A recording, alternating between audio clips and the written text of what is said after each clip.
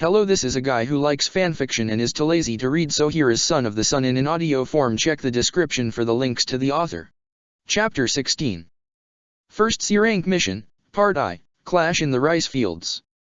Or, what could possibly go wrong? Placed on one of the shelves among a couple books, a vase, photographs, and other ornaments, there were two pictures that decorated the living room of the Senja residence. Both of them were pictures of a group of 4 people, consisting on an adult and 3 children. The first one was a picture of Naruto, Hinata, Haku, and Kurane. Hinata was in the middle, with Naruto at her right and Haku at her left, and Kurane behind all of them. Everybody was smiling. Naruto had a foxy grin while he gave the camera a thumbs up. The others' smiles were more subdued, but they still radiated happiness nevertheless. The second one was a picture of Sakura, Karin, Sasuke, and Shizuan. Sasuke was in the middle, with Sakura at his left and Karin at his right, both forcefully hooking their arms around his, as well as pulling the boy to their respective side. Behind them was Shizuan, with either hand on both Sakura and Karin's shoulder. The 3 girls were warmly smiling at the camera, while Sasuke had a sour expression, as if saying "kill me." It was tradition for the newly formed teams to take a picture of the first day they're formed and be given as a memento for both students and sensei. Tsunade spent quite some time looking at those 2 pictures after waking up. The one with Naruto reminded her of her old picture of Team Sarutobi, which was in black and white due to the technology of the time. The one with Shizuan made her regret not taking on a genin team. Jiraiya often mentioned that training a genin team was an amazing experience. Sure, she had trained Shizuan, but the young woman's upbringing was everything but normal. "Mom!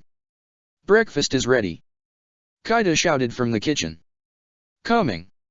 As expected, everybody except Jiraiya, who had already left about an hour ago, was sitting at the table, eagerly eating breakfast before getting ready for the day. Tsunade sat her usual seat, where a couple of slices of toast with strawberry jelly were placed on a plate, and an apple close to it. Shizuan was eating a bowl brown rice, while the kids were eating cereal. "So, today is your first day as a real ninja, and as a Jonin sensei," Tsunade commented after taking a bite from her toast, while looking at both Naruto and Shizuan. "How do you feel?" "I can't wait to get my first mission. Dad told me that he had something already prepared that befits my skills." Naruto cheered. Tsunade and Shizuan exchanged a look. There was a glint of pity on the young medicnin's eyes, while Tsunade's gleamed with almost sadistic joy. They didn't trade words, but they understood each other perfectly. "I think I should tell him." "No way. Let him find it by himself, just like everybody else." Well, Naruto emptied his bowl, brought it to the sink and quickly cleaned it. "I'm going to meet with my team for my first mission. Be sure to tell us how it went," Tsunade said as he waved him goodbye. "Boy, this sucks," Kaida protested as she crossed her arms. "Naruto Naizen goes to do missions, while we still have to go to the academy. Trust me, Kaida-chan, if I were you, I wouldn't be jealous of Naruto in the slightest," Shizuan replied as she finished her meal. She also brought her bowl to the sink. "I better get going too, I would hate to keep my team waiting. It's going to be bad enough when they find out what kind of missions they are going to do." After waving Shizuan goodbye, Hagana looked at her mother, puzzled.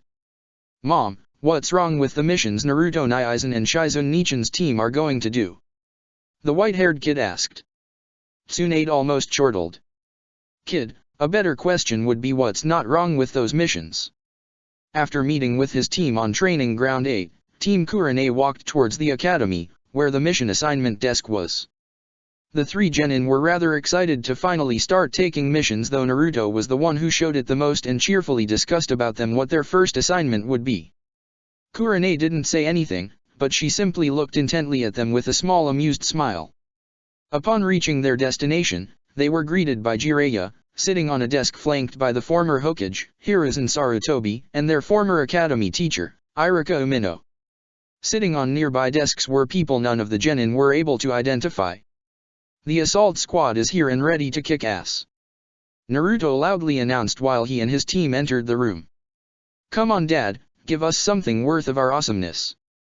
Jiraiya chuckled. "You know, Naruto, the part I like the most about you is your enthusiasm. That will take you far, Jiraiya replied, smiling at him. For some reason, there was something about said smile that made the Jinchuriki feel uneasy. He then tossed a scroll at Kurane. All the details of the mission are there. I trust you will be able to complete it within the day. Come back to collect your payment once you're done. Haku raised an eyebrow. Within the day? It must be an extremely easy and simple mission if it can be completed in such a short amount of time. Naruto's grin didn't falter. Or maybe it's that Dad knows that our team is so great that we will do much faster than other teams. So, Kurane-sensei, Hinata chimed in. What is our mission about? An hour later. Naruto, Hinata, and Haku were painting the fence of a house. Neither of them looked particularly happy. You know, I wasn't expecting that somebody would hire a whole ninja team for such menial task, Haku commented as he soaked his brush in white paint. Why yeah, me too. I wasn't expecting to do the big missions on the first day, but this is too little, Hinata agreed. Unlike her students, Kurane wasn't painting, but merely watching them. Come on, don't complain. I had to do this kind of missions when I was a genin. So it's like a rite of passage? But my point still stands. Why does somebody would hire a ninja for doing this instead of a civilian worker? Haku asked. If you want to know so badly, ask the client. People hire ninja for just about any task. Said tasks are ranked based on their danger and difficulty. You're genin fresh out of the academy, so naturally you're going to get the easiest, most simple, and least dangerous missions, at least until you become more experienced, Kurane explained. But why does the Hokage accept these kind of missions? I believe it's a waste of our talents and our formation, Haku replied. Yes. Besides, we can't improve as ninja by doing these kind of tasks, Hinata added. These missions also have the purposes of building teamwork, building bonds with people of the village, as well as making the civilians know that we're here to serve and protect them. Kurane then glanced at Naruto, who despite his loud protest over the nature of the mission, remained uncharacteristically silent once they got to work. Kurane decided to push her luck. You know Naruto, I was expecting you to complain non-stop about doing this, yet you haven't opened your mouth once. While I must say that your change of attitude pleases me, the fact that it happened so sudden worries me a little. It's okay. This may be a waste of our skills, but it's so simple it actually gives me time to think, Naruto replied. Kurane sighed in relief and smiled. That's a good thing. And what are you thinking right now, may I ask? My revenge on Dad for giving us this shitty mission. It's going to be the stuff of legends. Do you think that burning down the Hokage Tower would be too much? Everybody stopped what they were doing and stared at Naruto, eyes wide in shock and mouth agape. Okay, I get it, too much. I'll tone it down. Hokage's office, a few days later. Once again, Jiraiya and Zabuza were face to face against each other. The Hokage noticed that Zabuza was carrying a large bag that he didn't have the moment he left. Jiraiya broke the silence with a single word. Report. So far, the mission went without incident, though the information provided by the client was faulty, Zabuza stated. Jiraiya raised an eyebrow, and leaned forwards. Please elaborate. You see, that Tajuna was in the sights of a very powerful man. Some shipping tycoon named Gato, or something, Zabuza began. Who wanted him dead because the bridge threatened his business in some way, and the bastard keeps sending thugs to kill us. At first I was happy that I had something to kill, but even that grew old, fast. Those guys weren't even ninja. But you say there weren't incidents. No, of course not. There was nothing I couldn't handle. In fact, when the construction of the bridge was almost done, that ugly midget shows up with an army of more thugs in a pathetic attempt to threaten me. They're now sleeping with the fishes. Good to see that you completed your first mission without any trouble, then. Of course I did. Maybe the mission would have had more excitement if Gato hired an actual ninja instead of those thugs. I mean, the guy was loaded, and could afford it. Let me tell you something, had Gato hired me, that bridge builder would have been dead before he even set a foot on his little country. I'm sure of it. By the way, what is that bag you're carrying? Jiraiya asked, since he grew tired of waiting for Zabuza to mention it himself. This? Oh, a little compensation I decided to take for the troubles. After I killed Gato, I went to his house and emptied his vault. Zabuza tossed the bag at Jiraiya, who opened it, and saw lots of rolls of money. I hope this helps to accelerate my probation. When I said that you had a debt with Konoha, I didn't mean in the monetary sense, but yeah, this will help. Jiraiya pushed the bag aside. Though I'm having a hard time believing that this is all Gato had. Because it's not. That's nothing but a fraction of all the money the short bastard had, Zabuza confirmed. Then where is the rest of the money? The Sannin asked. I lost it on my way back, Zabuza replied matter-of-factly. Jiraiya raised an eyebrow. You lost it, he deadpanned. Zabuza simply nodded. You certainly have some guts lying so boldly to my face. Zabuza smirked under his mask. I'm not lying. And if you think I am, then you should prove it before flinging unfounded accusations. You know Konoha has an entire clan specialized in mind-reading jutsu, right? Jiraiya asked. Though I think I will let it slide this time, since I have more pressing matters than caring for money that I never had to begin with, Jiraiya concluded. After all, Zabuza had brought some of Gato's money to the village, while he could have hugged all of it for himself and keep it under wraps. You're dismissed. I'll call you in a few days for your next assignment. I'll be looking forward my next mission, Hokage-sama, Zabuza replied, making a slight bow. Though I hope I get something more fitting of my talents rather than a mere escort mission. The next days didn't change much. The missions team Kurane would get usually involved carrying errands for some elderly people, chase down vermin and other pests, babysit children, and gardening, among many others. As expected, Naruto's team wasn't the only team to take this kind of missions, the other 3 teams had to endure them as well. It was noted that Kakashi's animal team managed to complete a mission literally a minute after they got it. The mission was to retrieve Tora, the Fire Lord's wife's cat, who would always try to escape at the first opportunity from her owner's suffocating embraces. Using the summoning jutsu, Tamaki summoned Tora in front of her. Whenever the cat escaped, Tamaki would be requested to summon her again.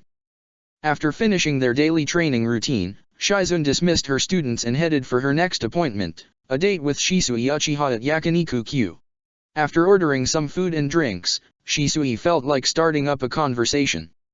So, how is your team doing, Shizune-sensei? The Uchiha asked in a playfully mocking tone. As expected, when you start with the D-rank missions. They complain that this isn't what they had been training for, the medic Nin answered. Shisui leaned forwards. Does Sasuke give you some trouble? He usually complains about these missions being a waste of his talents, but at least he carries them out. I was expecting that Sasuke would react that way, but it's good that he knows his place. We all had to go through that hell once, and now it's his turn to suffer, the one-eyed Uchiha said as he ate a piece of bread. The medic Nin shifted uncomfortably on her seat. Actually, I never did a D-rank mission in my life. Shisui almost choked on his food. You what? How? It's because you were Tsunade's apprentice? Yeah, it has to be that. Boy, that's some big-ass favoritism right there. Hey, calm down. Shizune held her hands up in defense. The reason for that it's that I left Konoha with Tsunade-sama shortly after I graduated the academy. But trust me, I had to do stuff just as bad, sometimes even worse, than the D-ranks genin do nowadays. I doubt they were worse than chasing that goddamned cat around. Shizune leaned forwards, and narrowed her eyes at Shisui. One day, you will go drinking with Tsunade-sama. But you won't drink, oh, no. You merely will listen her ramble for 2 hours, then try to convince her to leave when she had too much, then drag her to her room and get her in her bed. And then you will eat your words. Shisui smirked. Maybe. But for the time being, this steak is the only thing I'm going to eat, the one-eyed Uchiha said as he started to cut the steak. By the way, Sasuke met your little siblings today. He told me something about an incident. Care to elaborate? Ah, yes, our latest D-rank mission, babysitting the Hokage's kids. You see. Flashback. Shizune had decided to leave her genin alone on the house with Hagane and Kaido while she ran some errands of her own. When she returned home, she was greeted by Sasuke lazily sitting on the couch, while Hagane was also sitting on a couch, completely immobile. "Hi, I'm back," Shizun greeted upon entering the house. "I trust there wasn't any incidents while I was outside." "No.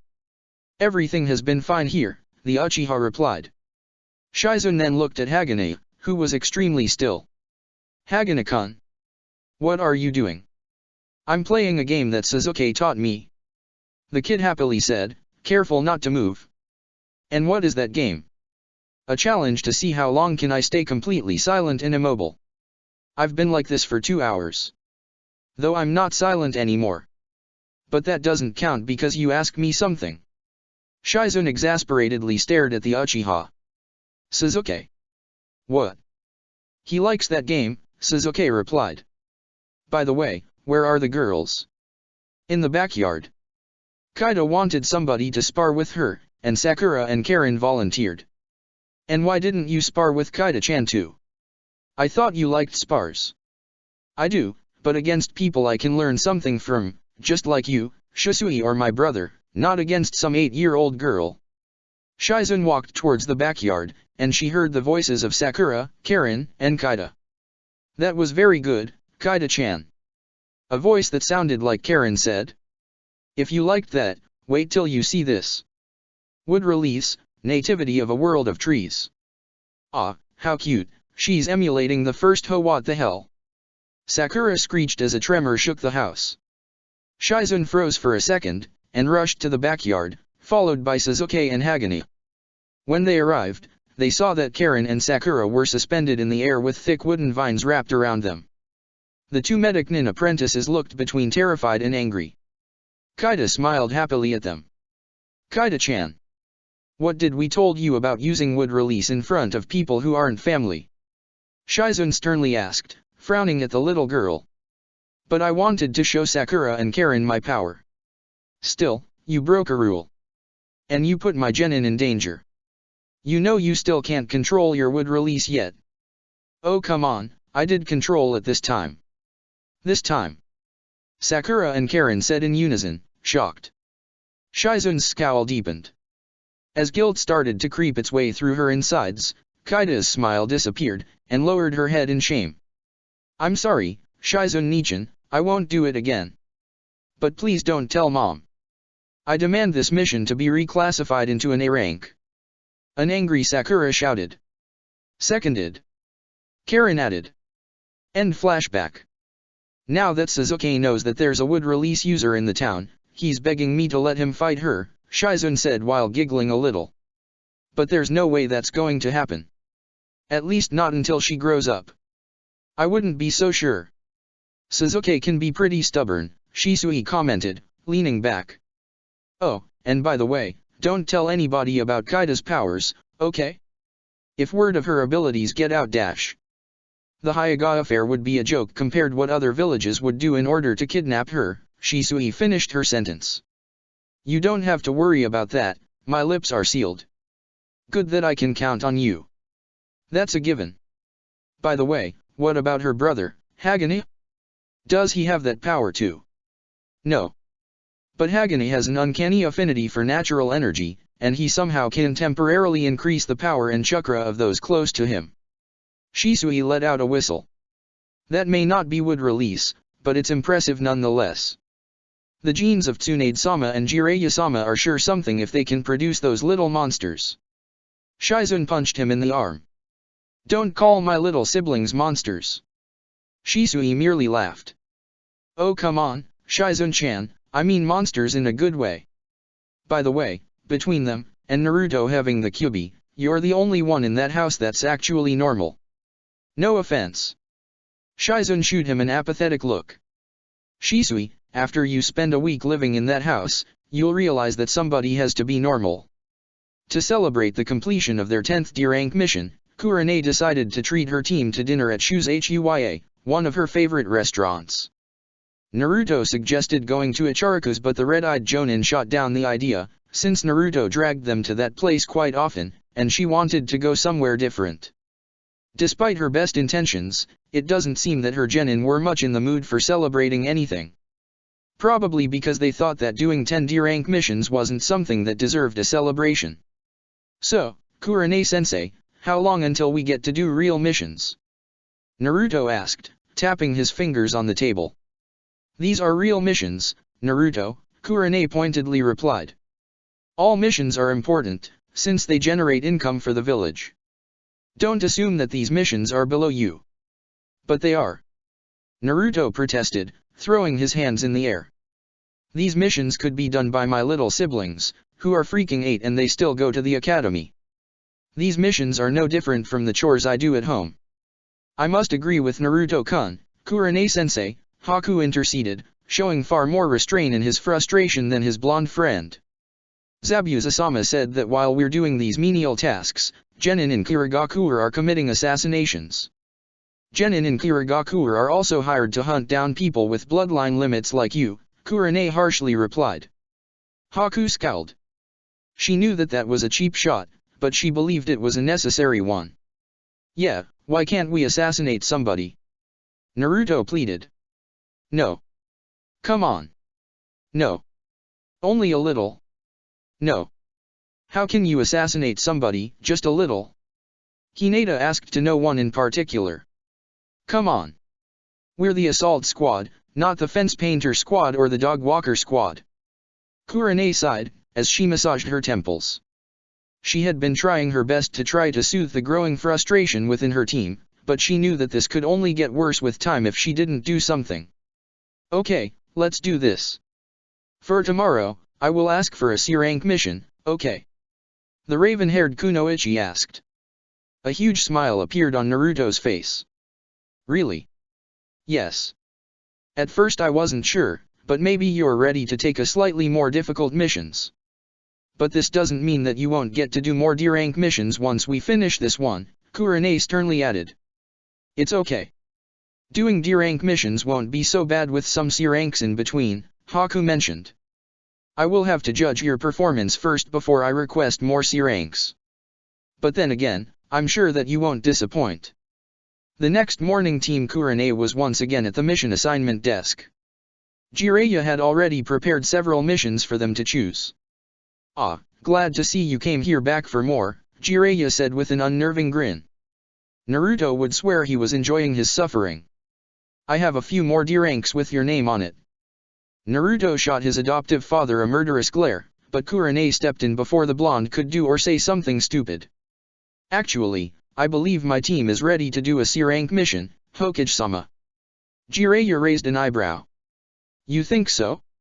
It's not even been a month since they graduated. I believe their skills are enough to handle any C-rank mission, Hokage-sama. It's not their skills I'm worried about. Maybe they should polish their teamwork a bit more before venturing out of the village. Their teamwork is mostly excellent, Hokage-sama. My 3 students get along rather well, and have no trouble acting as a single unit when the situation requires it. I see. Jiraiya started to dig through a pile of scrolls. If your evaluation of their abilities is as you say, then this shouldn't be much of a problem. Jiraiya then tossed a scroll at Kurane. While she read it, he continued talking. We've recently received a request to protect a village in the land of the rice fields that has been repeatedly attacked by bandits. Besides protecting the village, your job will also be catch those bandits and turn them into the local authorities. All right. Finally something worth my skills. Naruto pumped a fist in the air. Now, don't get overconfident. Bandits might not be much of a threat to ninja, but they can still present some danger if we're careless, Kurane chided Naruto. Okay, go and pack what you think will be necessary for the mission. We will meet at the village's northern gates in an hour. Yes, Kurane-sensei. The 3 genin said in unison before the whole team left. Jiraiya leaned back on his chair, and let out a defeated sigh. Something that was obviously not missed by his main counselor and assistant. Something wrong, Jiraiya. Sarutobi was one of the few people who wouldn't address Jiraiya as a Hokage. Not out of lack of respect, but familiarity and the fact that he would always see the Toad Sage as his student. I knew that this day would come, but I wasn't expecting it to be so soon, the Sannin replied. Sarutobi chuckled. Ah, yes. I remembered the first time Asuma had his first mission outside the village. I know that you're worried, and it would be unnatural if you weren't. It's not just that. I wouldn't be that worried if Naruto was a normal child. But Naruto has a huge bullseye painted on his back. If Tsunadeheim's words are to be believed, somebody encouraged a clan to rebel against us just to create an opportunity to kidnap Naruto. And now, he will be outside the village's protection, with only his sensei and teammates to watch his back. You can't protect that kid forever, Jiraiya. If I remember correctly, it was you who told me that we should have faith in the next generation. Now I tell you that you should have faith in that Naruto will come back home safe and sound. I can't think in anything to refute that. And I hate it more than anything, Jiraiya said, gritting his teeth a little. Man, Tsunadeheim is going to kill me when she finds out. Don't underestimate Tsunade like that. I'm sure that she knew that this was going to happen sooner or later the moment Naruto became a ninja. Still, that woman can be quite emotional at times. Jiraiya let out another exhausted sigh.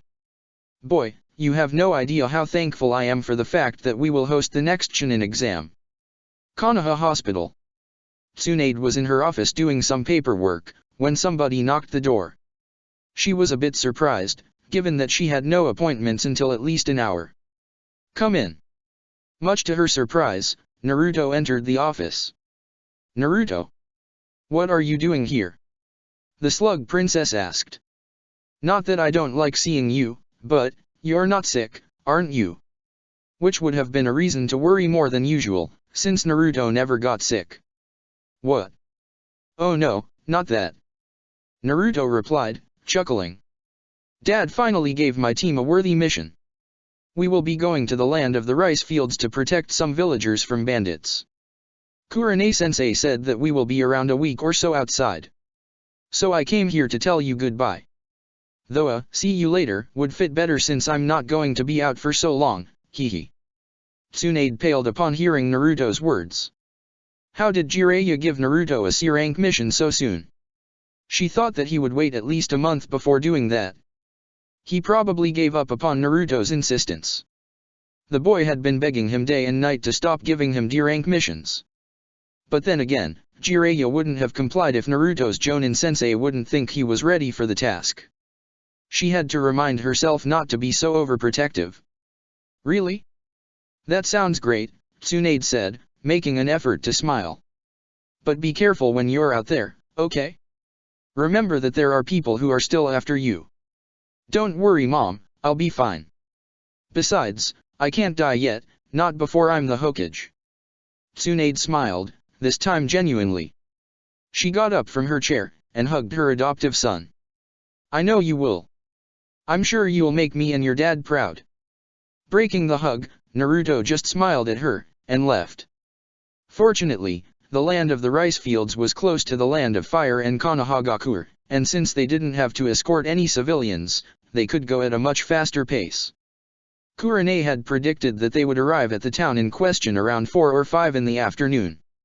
However, shortly before they crossed the border between the land of fire and their destination, the Genjutsu mistress decided to make a stop for lunch and bring her students to visit a place of utmost historical and cultural importance. Welcome to the Valley of the End, she said, as she motioned at 2 huge statues, looking at each other while making a hand seal, separated by a waterfall. The valley was rather unremarkable by itself. If you removed the statues, there was nothing but a barren grey land crossed by a small river. Though trees and other forms of plant life could be seen on its surroundings. For some reason, there was something about the valley that made impossible for plants to grow on it. I'm sure that you remember this place from the history lessons at the academy, but I thought it would be nice if you saw it with your own eyes, given that it's on our way to our destination. Many people referred to the valley as the place where Hashirama and Madara had their final duel, but that would be false. A more accurate description would be a byproduct of Hashirama and Madara's final duel. The fact that 2 people could shape the land in such way was a concept a lot of people, especially non-ninjas, had a hard time grasping. Weird. It's like I have already been here before, Naruto commented, as his eyes were fixed on the 2 statues. How is that, Naruto? Naruto was about to open his mouth, but something stopped him. A feeling. coming from his gut. A mix of anger, frustration, and grief. But for some reason, he felt like those feelings weren't exactly his, but somebody else's. Somebody he shared his body with. I believe it was him who was here. Kurane opened her eyes wide in shock, knowing full well what, or whom, Naruto was talking about. The possibility of aborting the mission crossed the Jonin's mind. And how do you know that, Naruto? Does he talk to you? The Jonin asked, biting her lip, as a tinge of worry crossed her body. No. It's like I could feel how he feels. As if our feeling SYNZ. Synchronize, Hinata mentioned. Synchronize, yeah, that, thank you. Does this happen often? Kurane asked again. Actually, no. This is the first time I feel something like this. I believe that this place causes him distress, for some reason, Naruto explained. Kurane pondered his words. Not wanting to make any more unnecessary risks, she urged everybody to finish their meals, and continue their trip. The last thing she wanted was to make something to influence the Kyuubi. By the way Naruto, if you feel something unusual and think it may be due to your tenant, tell me, okay? Yeah, don't worry, sensei. Not an hour after leaving the Valley of the End, Kurane's assault team arrived at their destination, Sawa Town. It was a farmer community surrounded by rice fields, just like the majority of towns of the country, hence its name. Most of the villagers wore short-sleeved linen shirts and short pants, ideal to work on rice fields, and coolie hats used as protection against the sun and rain while working. They guessed that the town probably had less than 500 inhabitants. The more they studied the villagers, the more they realized about something odd. Most of them were either children, or people older than 40. There were no teenagers or people in their 20s/30s. Naturally, the presence of ninjas didn't went unnoticed among the farmers. Some were happy to see that the ninja they had requested had finally arrived, but others murmured about the young age of 3/4 of the group, and wondered how they were going to protect them. While most villagers didn't dare to approach the foreigners, there was somebody who did, a short man in his early 30s, with short black hair and a soul patch, who wore the same clothes as the rest of his peers. Welcome to Sawa Town, foreign ninjas, the man greeted as he removed his hat and made a bow. Are you the Konoha ninjas that we requested to protect our home? Indeed we are. My name is Kurane Ui. These are my students, Naruto Uzumaki, Hinata Hyuga, and Hakuyuki. The Jonin motioned to her genin as she introduced them. Good to see that you're finally here. My name is Ryo Uehara, mayor of Sawa Town. Please come to my house, and we will discuss the matter at hand there. Kurane and her 3 genin were sat around a table on the kitchen in Ryo's house. A pregnant woman they presumed was Ryo's wife, served them some tea. Thank you, Emmy, the man said to his wife, who nodded in return. I'll be in the garden if you need me, the woman replied before leaving. Ryo-san, you said that your village has been attacked multiple times, and that's the reason for us to be here. Before another attack happens, we're going to need as much information as possible, the Jonin said before taking a sip from her tea. Sure, ask what you want, and I'll try to be of as much help as possible, the mayor replied. For starters, their numbers. How many of them there are? It varies from time to time, usually between 15 and 30. All armed with all kinds of weapons, such as swords, axes, spears. Ryo decided to elaborate before Kurane asked him again. Do any of them show aptitude for ninjutsu? Kurane asked once again. I believe not. I mean, they don't look like ninjas. Ninja usually wear some sort of badge that identifies their village of origin, just like your headbands, Ryo pointed at Kurane's forehead protector. Not necessarily. There are still quite a few independent clans out there not affiliated to any village. These clans are the last remnants of the Warring States period. Most people nowadays hire ninjas hailing from villages, leaving these clans with nothing but the poorest customers. I wouldn't be surprised if out desperation, one of these clans turned into pillagers just to survive. Still, they didn't look nor act like ninjas to me, nor use that fancy magic ninjas are famous for. Ninjutsu, Kurane sharply corrected. Magic is what street performers do. Oh, right, sorry. May I ask something? It was Haku who spoke this time. Both Ryo and Kurane nodded. I saw that most people in this town are either children or middle-aged. Where are the people of Kurane-sensei's age? Ryo's mood became somber, his eyes reflected a deep sadness. You see, most of the time those bandits come here looking for food or money.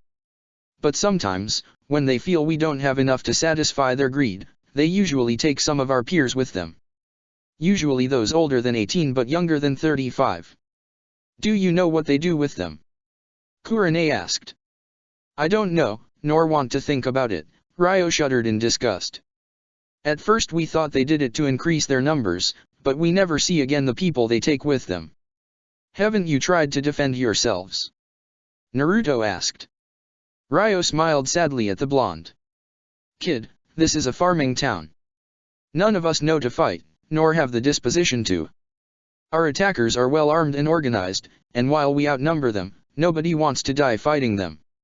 What about the lord of these lands? Hinata chimed in. Shouldn't he make sure that such attacks doesn't happen? Maybe he should, but for some reason he doesn't. These lands had always been peaceful. We always had our share of criminals like everybody else, but our lord's soldiers and guards usually dealt with them. But during the past years, the bandit attacks have multiplied drastically, not only in our town, but in other towns as well. Many people traveled to the capital to ask our lord for help, but they never returned. We think that they didn't even make it to the capital before falling prey to some ambush. This is unacceptable. Kurane was trying her best to hold her anger. Is a ruler's duty to keep his people safe. Once we deal with this problem, we will travel to the capital and ask what's going on. Ryo's face lit up. You'll do that? Because that would be wonderful. Though that wasn't included in the mission. That's what differentiates ninjas from mere mercenaries. We may charge for our services, but we do work to make the world a little better. I'm glad my brother-in-law suggested the idea of hiring some ninjas from the Land of Fire, given that there is no ninja village in our country, the mayor said, smiling. By the way, and I don't mean to disrespect any of you, but while you seem like a strong fighter, your students can't be older than 13. Are you sure they will be able to fight? A reasonable doubt, but yes. Don't let their age fool you, these three may be children, but they have been trained and are ninjas in their own right. Once the bandits attack, you will see their abilities in action. Speaking of which, do you know when the bandits attack? Haku asked. Or do they attack at random? No, I realized that they attack sometime around the first week of each month, Ryo answered. There was a moment of silence while Ryo's words sunk in, and realized which day it was. Which means that they will attack sometime this week, Kurane stated. Yes. That's why it's a good thing that you arrived here before the attack could happen, Ryo said. Fortunately, given the kind of threat we're dealing with, we won't need any time to make preparations such as traps. Now we better get some rest. Do you know any inn, or a place where we can stay while we're here? Yes, Bako's Inn. It's our best inn, by virtue of being our only one, the mayor chuckled. Bako, the owner of the inn, was graceful enough to not charge anything to them for staying there, given that they were there to save the town, though he did charge them for the food, claiming that his generosity couldn't get in the way of feeding his family. The fact that they were his first customers in quite some time helped. The inn was rather small. It was a two-story building, the lower floor being something of a mix between a tavern and a dining room, and the upper floor being the bedrooms. Naruto shared a bedroom with Haku, while Hinata shared a bedroom with Kurane. The next morning, Team Kurane was finishing their breakfast in the lower room, when the mayor, extremely agitated, burst in. Kurane-san! They're here! Ryo shouted while barging in. The four ninjas immediately tensed up. All right. Keep calm, and try to get people out of the way, we'll be there in a couple minutes, Kurane calmly instructed. She then turned at her students. These guys may not be ninjas, but still be careful, this will be your first real fight. Check you have your equipment with you before going. I believe you can handle this, but I will intervene if things get ugly, understood?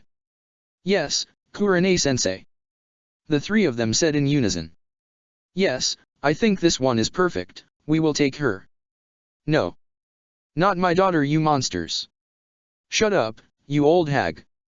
Or else tonight you'll be sleeping 2 meters underground. The four ninjas rushed towards the group of bandits. Their description matched Ryo's. Some of them were forcefully dragging people from their homes, ignoring the pleas of the distressed families. Others were looting stores, taking either goods or money. The fact that they weren't even bothering to hide their faces and the way they acted, they clearly believed that they owned that town. However, soon they would find out how wrong they were. Hey, you assholes! Naruto yelled once he was near enough to be heard. Stop what you're doing, or else. Hey, look at that, one of the bandits, a large, broad-shouldered bald man, looked at Naruto. A small kid with a very big mouth. Maybe we should teach you what happens to cheeky kids who don't respect their elders, a slim, brown-haired man said, as he rubbed the blade of his sword. And who the hell do you think you are? Another bandit, this time of the few women, asked. My name is Naruto Uzumaki, future Hokage of Konoha, and these are my teammates Hinata and Haku. And if you don't leave these people alone, we're going to kick your asses. There was a moment of silence as the band of thugs processed Naruto's words. The silence was broken by a giggle, which turned into laughter, which was followed by an uproar laughter from the entire group of pillagers. Naruto gritted his teeth in anger. Naruto, Kurane called him. Naruto turned at her. She smirked. Are you going to let them laugh at you? Naruto smirked back. You can bet I'm not. He turned to the bandits again and made a hand seal. Shadow Clone Jutsu. A dozen Narutos appeared from clouds of smoke, and the bandits suddenly stopped laughing. Charge. The orange-clad army charged forward and engaged the whole band of bandits. Their shock was so big that some of them didn't even react to the attack. Defend yourselves, you idiots. That brat is a ninja. Hinata-san, I think we shouldn't let Naruto have all the fun for himself, right? Haku asked, smiling at the Hyuga. Alright. Let's go help him. Hinata answered as she activated her Byakugan. After the bandits recovered from the shock, they started fighting back and managed to destroy about half of Naruto's clones. However, they were so focused on fighting Naruto that they didn't notice Hinata landing near them. The Hyuga made several hand seals, and her hands were crackling with electricity. Lightning release, 8 trigrams 32 thunder strikes. 2 strikes. Hinata's lightning-infused palm strikes immediately disabled a thug. 4 strikes. 8 strikes. Other 3 thugs fell before her. 16 strikes. 32 strikes. 5 more bandits were out of commission. Haku decided it was his turn to act as well. His hands flew through hand seals. Ice release, breath of winter. The ice ninja breathed deeply and released a huge cone of ice that covered in frost all who were touched by it. 2 of the bandits leaped into the air and tossed multiple kunao at the Konoha genin. However, Naruto had already saw them, and his hands were forming several hand seals. Wind release, cyclone vortex. Naruto thrusted both his hands forward, forming a cone-shaped gale. This time he managed to make it bigger than the one he used against Kurane. The wind vortex not only stopped the kunao midair, but also hit the thugs who had thrown them. Enough. The 3 genin turned around to see where the yell came from. At the top of one of the houses, there was one of the bandits, probably the only one still uninjured, with an arm around a little girl, and a kunao on her neck. Surrender now, or this girl dies. The bandit yelled, as he pressed the kunao against the girl's neck. Naruto laughed at him. I don't see any girl there, just a bag of flour. What? And much to the bandit's shock, where the girl should be, there was a bag of flour. He scanned the people in the ground, and saw the girl on Hinata's arms. Before he could even react, Haku appeared from behind, and knocked him out cold. The few bandits who were still on their feet wisely decided that those 3 kids were too much for them, and run for their lives, while Naruto, Hinata, and Haku watched the scene proudly. Once they were out of sight, the villagers of Sawa Town loudly cheered. Boy, that felt good. Now I'm even angrier at Dad for not giving me a mission like this earlier. Naruto said, with a wide grin. Maybe it wasn't an assassination, but this beats pulling out weeds or picking up litter any time, Haku added. Plus we helped somebody in need. Now these villagers won't be afraid of being attacked and robbed anymore, Hinata said as well. An hour later. After helping clean the mess the bandits have made before being kicked out of the town, Kurane gathered her team. Now I'm going to go to the capital and request an audience with the lord of these lands. You've showed that mere bandits are no threat to you, so you three should be able to protect this town while I'm absent. I guess I should be back in less than 3 days, Kurane explained. Don't worry sensei, this town will be safe as long as we're here. Right guys? Naruto asked. Haku and Hinata nodded. A couple hours later, at the bandits' secret hideout.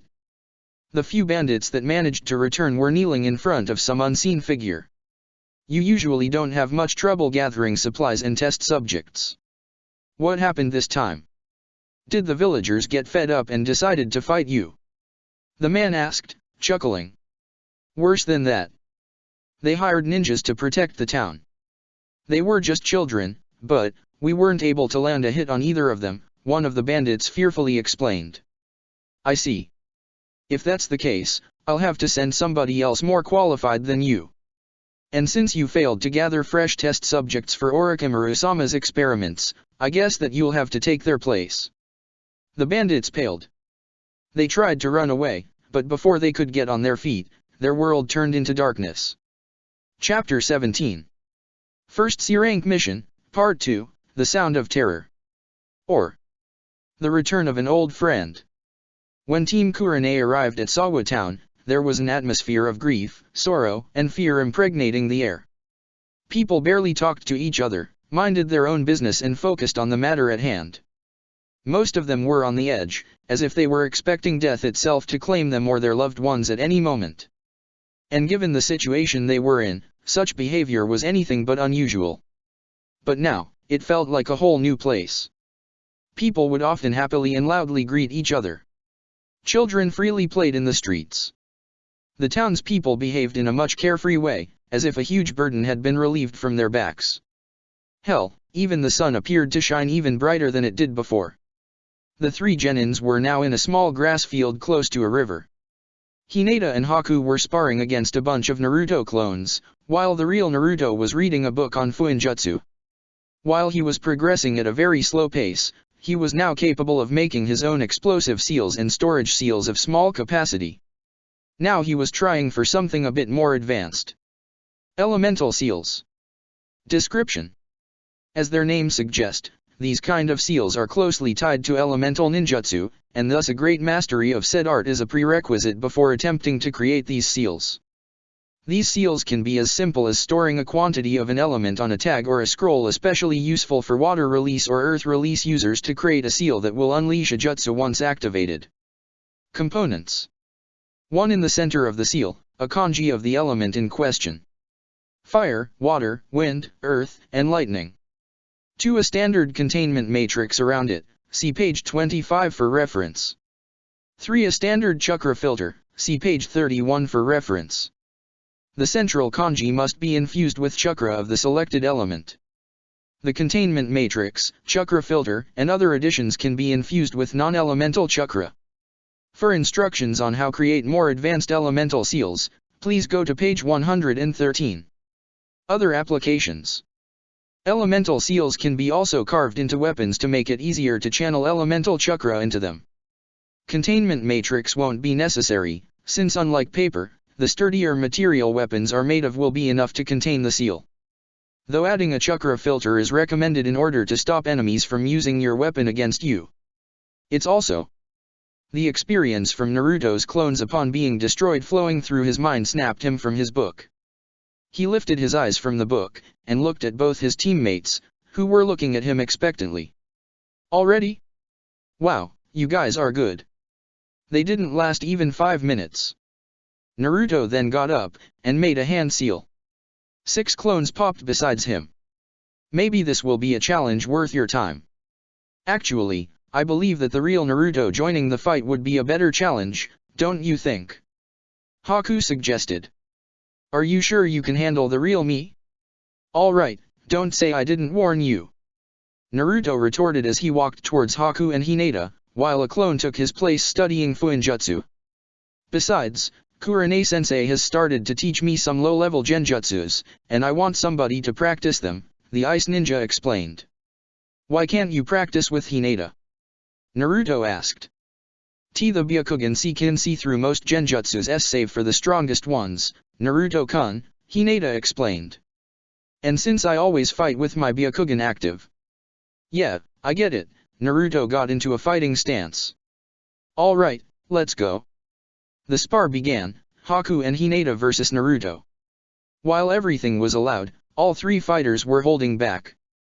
Naruto didn't use more than 6 clones, Hinata only used normal gentle fist as opposed to her lightning-infused version, while Haku limited himself mostly to throwing senbons and casting genjutsus. The first genjutsu made Naruto lose perception of reality, making it as if the world started rocking, as if Naruto was on a ship during a sea storm, causing Naruto to lose balance and almost fall to the ground before he managed to dispel it. The second one caused vines to grow and wrap around Naruto. Despite knowing it was a genjutsu, he was unable to move until he dispelled it. The fight continued for a few more minutes, in which the group was unconsciously moving towards the river. And the spar finally came to an end when Naruto, in an attempt to fend Hinata, kicked her in the gut with more force than necessary, pushing her into the river. Eep! She squeaked upon falling into the cold water. Hinata!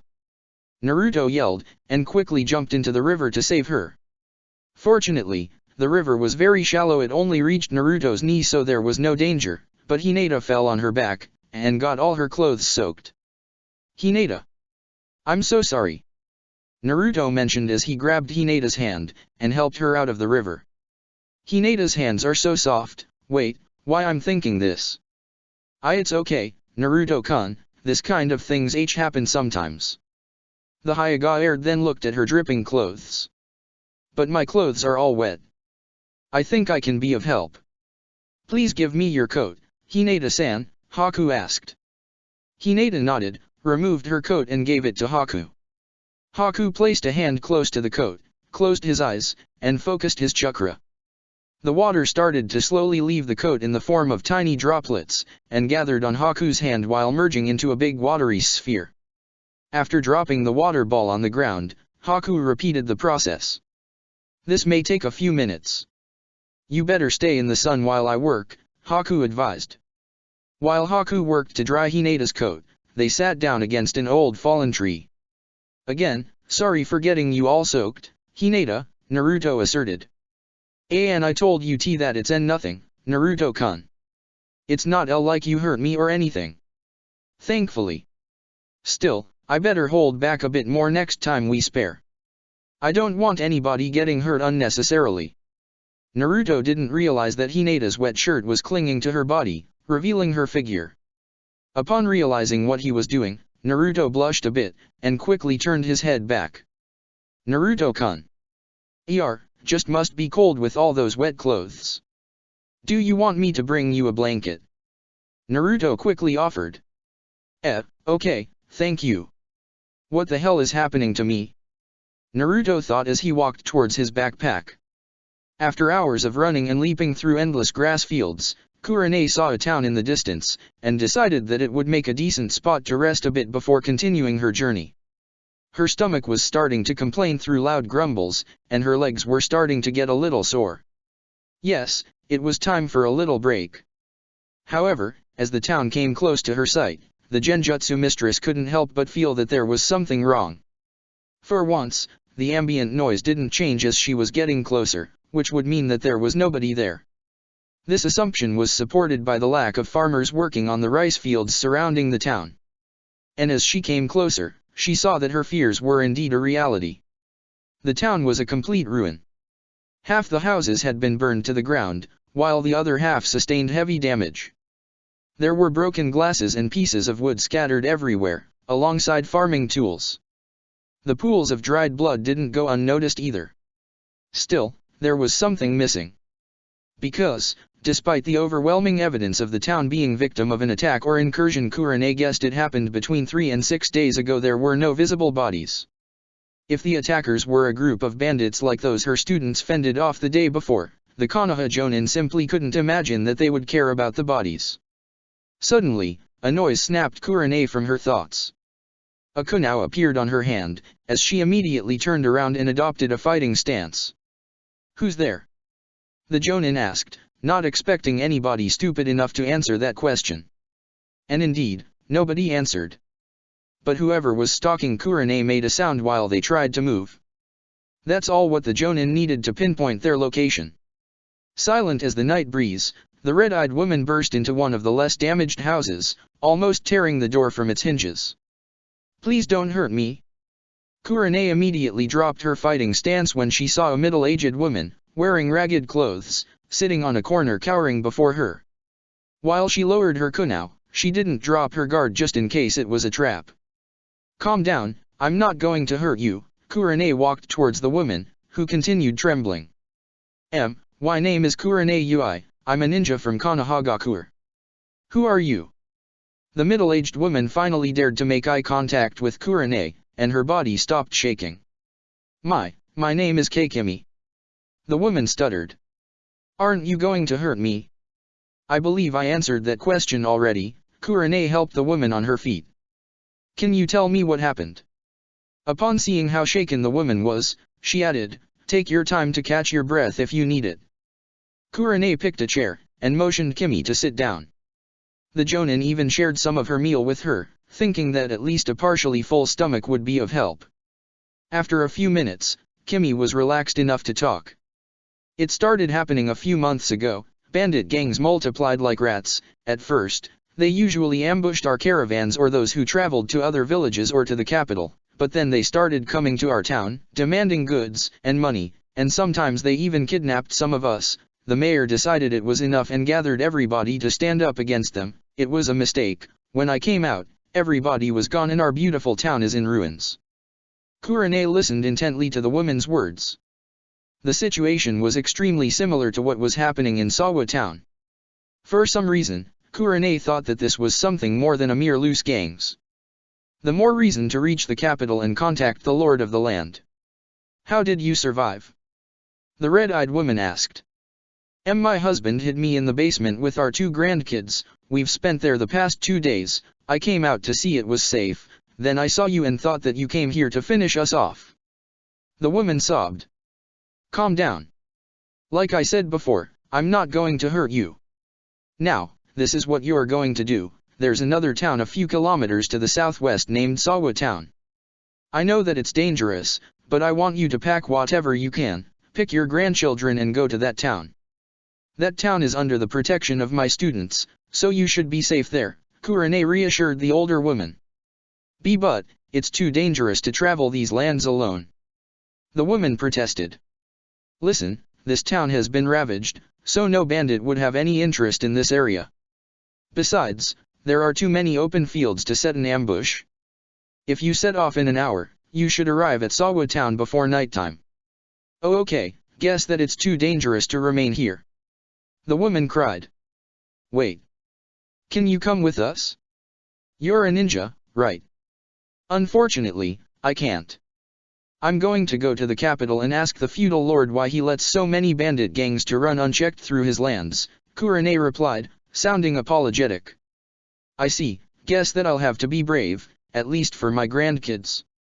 The woman wiped the tears from her eyes, and looked at Kurane with a heartfelt smile. "Still, thanks for your help, Kurane-san." "You're welcome. Now, if you excuse me, I need to resume my trip." A few hours later, Kurane felt a tinge of relief when the walls of the capital of the land of rice fields appeared in her sight. She hoped that it wouldn't take too long for her to have an audience with the Lord. But, just as it happened with the town she stopped a few hours ago, she felt that there was something very wrong going on. It was the same, silently eerie atmosphere that was present before arriving to the destroyed town. But it made no sense. Sure, those little towns were easy prey for bandits, with their lack of an organized and well-trained defense force. But the capital was a walled city protected by literally hundreds of soldiers. There's no way it could have befell to the same fate as the town she had been before. Hell, even if all the bandit gangs of the country joined forces under a single banner, they wouldn't be able to lay siege to the city. But the evidence took no time in presenting itself. As she came closer, she could see the gates of the walls teared from its hinges. Every one of Kurene's instincts told her to turn back and flee, that only death awaited for her in that city. But there were too many questions that needed an answer. That, and she was a Jonin, for crying out loud. She didn't get the rank for quitting when things got ugly. Entering the city, she saw her fears confirmed once again. Most of the buildings were either reduced to rubble, or extremely damaged. An intense smell of copper and burned wood invaded her nostrils. Debris, rocks, and broken glass was scattered across the ground. Pools of dried blood everywhere. But, unlike the little town, there were copious amounts of corpses littering the destroyed streets. She couldn't help but having a brief flashback of Konoha right after the Kyubi was sealed. Only this was even worse, since plenty of people survived the demon fox's rampage. There was nobody here but dead bodies. Still, remembering that she found a survivor on the destroyed town, Kurene decided that maybe it would be a good idea to scout the city a little, and maybe with some luck she could find somebody who explained her what the hell was going on with this country. Why would somebody attack this country? The land of the rice fields is a nation of farms. It's not a rich country, and possesses little strategical value. This makes no sense, Kurene thought as she inspected the ruined city. But what's most worrying is that somebody managed to launch an attack of this scale and keep it secret from the rest of the world. Hokage-sama needs to hear of this. Suddenly, a noise. While the Konoha Jonin hoped it was a survivor, her instincts kicked in, and a kunao appeared on her right hand. Well, look what we have here. Kurene was a bit startled by the voice, definitely male. Some Konoha scum getting her pretty nose in our turf. Let's teach her what happens when you wander too far away from home. Another voice added. You know, I'm kinda glad that she showed up. This scavenging job was pretty boring, a third one said. Looking around, Kurene managed to track the voices to the top of a half-destroyed building. There were 4 men, wearing a gray and black camouflage uniform. Their faces were covered by black balaclavas, which had a small metal plate on their forehead with a symbol the Genjutsu mistress was unable to see. It was obvious that these uniformed men were ninjas belonging to a village, but she was unable to identify which based on the clothes alone. The black and gray-clad ninjas jumped from the building, and landed on the ground, surrounding Kurene. Now she could see that the symbol on their balaclavas was a musical note, a quaver to be more precise. Kurene had no idea there was a ninja village with such a symbol. A quaver, Anko told me that Orochimaru was in the process of creating a ninja village somewhere, whose name was Otagakur. Do these ninja belong to this village? Who are you? Kurene asked. I didn't know that there was a ninja village in the land of the rice fields. First of all, one of the ninja replied. We are the ones that make the questions here. But regarding what you said, well, things change. Yeah, there wasn't a ninja village, but now there is. It was your village who caused this destruction. Kurene asked again. What did we tell you about asking questions, you Konoha whore? You're in our territory, so now you're coming with us. Our boss will have a field day with you. Another of the mysterious ninja shouted as she grabbed her upper arm. Kurene's reflexes immediately kicked in, and she quickly stabbed her kunao on the hand grabbing her arm. The man yelled in pain as he grabbed his injured limb and jumped back. His 3 companions lunged at Kurene, who jumped back to put some distance between herself and her attackers. What do you plan to do with these lands? Kurene asked as he parried several kunao swipes from 2 of her attackers. Dead people have no business in asking pointless questions. Another ninja said as he threw a salvo of shurikens. The ninja stars reached their mark, but in a poof of smoke, the Konoha Jonin was replaced by a log. Kurene appeared behind the ninja who tossed the shurikens, and kicked him hard in the back. Your symbol, you're Oto ninjas, right? Do you serve Orochimaru?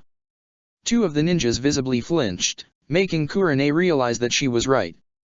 Still, that wasn't enough confirmation of her doubts. And she still had more questions. Come on, she's just 1, and we're 4. We should be able to beat her. One of the ninjas yelled in frustration. Let's attack her from different angles at the same time. Another suggested. You know, shouting your tactics at your enemy is not the mark of a good ninja, Kurene said, shaking her head. Whoever trained you did a very poor job. If you got any training, that's it. Shut up. Kurane thought about creating a couple shadow clones, but deemed it unnecessary. Despite being attacked from 4 different sides at the same time, she had no trouble fending off their amateurish swipes. This is getting annoying, you know. And I believe that my questions are rather simple. The Jonin jumped back a few meters while she makes several hand seals. But if you are not going to talk, then I have no reason to prolong this charade. Demonic illusion, underwater burial. They didn't know how, but all of a sudden the ruined city was transported to the bottom of the ocean. The attacking ninjas clutched their necks as they were unable to breathe and a torrent of water invaded their lungs. In a couple minutes, all 4 ninja lost consciousness due to the lack of oxygen. Meanwhile, Kurane watched how her genjutsu made the balaclava-wearing ninja writhe in agony until they stopped moving altogether. The Konoha Jonin decided to inspect them and see if they had something that identified them, or at least identified the mysterious village they hailed from. However, her search turned out fruitless. All these men had were kunai, shuriken, some paper bombs, ration bars, and one of them was carrying a small first aid kit. Damn my luck, Kurane cursed. Well, maybe I should carry one of these guys back to the village. Maybe Anko may be able to make him talk before this snowballs into a bigger problem. But then again, no visible ninjutsu, mediocre taijutsu, and skill in armed combat, and absolutely zero aptitude to dispel or even recognize a genjutsu. If these guys are an example of the ninjas this new village can produce, then there's nothing we should worry about, Kurane mused to herself. Oh, don't judge all of us based on the performance of our lowest members, a new voice startled the Jonin, who turned around and saw another Oto ninja. This one was wearing the same clothes as the other 4, except he was also wearing a dark gray light body armor, similar to Konoha's flak jackets. Kurane deduced that he was either a Chunin or a Jonin. You made quite a number on my men. But then again, they should know better than messing with a Jonin, right Kurane Ui? Kurane frowned, and stared at the Oto ninja's eyes. How do you know who I am? Anybody who bothered to read our bingo book could identify Konoha's top genjutsu specialist. Those bright red eyes are a dead giver, the Oto officer pointed at Kurane's face. And you think you're tough enough to take on me alone? The genjutsu mistress slipped into a fighting stance, ready for another short combat. The Oto ninja smirked under his mask. Who said I was going to fight you alone? The earth started to shake, in an almost imperceptible way first, more noticeable with each second. With a loud crash, one of the half-destroyed buildings collapsed completely, and from the cloud of smoke, a massive greenish-gray snake appeared, its jaws wide open, ready to gobble the red-eyed Jonin. Kurane managed to shake off her shock and jump away just a second before the gigantic slithering reptile could get her, its fangs sinking into the concrete floor. Still, the gigantic snake gave her no room to breathe, and lunged at her again. This time, Kurane jumped above its head, landing just on its neck. The Jonin turned around and tossed a volley of kunai and shuriken at the back of the giant reptile's head. The snake hissed in pain, but the attack didn't appear to cause much damage. A painful flying kick to the side reminded Kurane that the giant snake wasn't her only opponent. The Oto official started to make hand seals. Several crescent-shaped blades made of chakra appeared above him. Flying decapitating blades. The chakra blades shot themselves at Kurane, who dodged them while doing a few backflips. 2 of them managed to narrowly hit her, producing a couple of superficial scratches. Taking advantage of Kurane's predicament, the snake lunged forward once again, its jaws ready to devour the Jonin. She knew that if she was going to deal with 2 strong enemies, she should be in 2 places at the same time. She formed a hand seal. Shadow Clone Jutsu. A single clone appeared from a cloud of smoke, and both original and clone jumped in opposite directions to avoid the snake's onslaught. The snake decided to chase the clone, so Kurane went after the Oto ninja. She started to make more hand seals. Earth release, field of stone blades. Kurane slammed her hands into the ground. Multiple huge spikes started to emerge from the ground. The Oto ninja jumped backwards multiple times to avoid them. When the spikes also started to appear behind him, he decided to jump to the roof of a nearby ruined building. Meanwhile, Kurane's hand flied through hand seals once again. Earth release, flying piercing stone blades. The stone spikes that Kurenai created before left the ground and floated menacingly, pointing at the Oto ninja's direction, who was getting ready to dodge or deflect them. Kurenai made a hand seal, and the flying spikes turned 90 degrees, and flied in the giant snake's direction. The snake, who was still chasing the clone, didn't realize what was going on until several spikes sank into its flesh. The snake hissed in pain, and disappeared in a cloud of smoke. A summoned snake. Now there's no doubt that this is Orochimaru's doing. Now this land is under his control. That means that my genin and the people from Sawa town are in great danger. I have to go back as soon as possible. Now I have all the answers I wanted. This village you belong to was formed by Orochimaru, just like our intelligence reports said, though we weren't aware of its location, or its existence for that matter, Kurenai deduced, while staring at the Oto ninja. You're a smart girl, aren't you? The Oto ninja chuckled.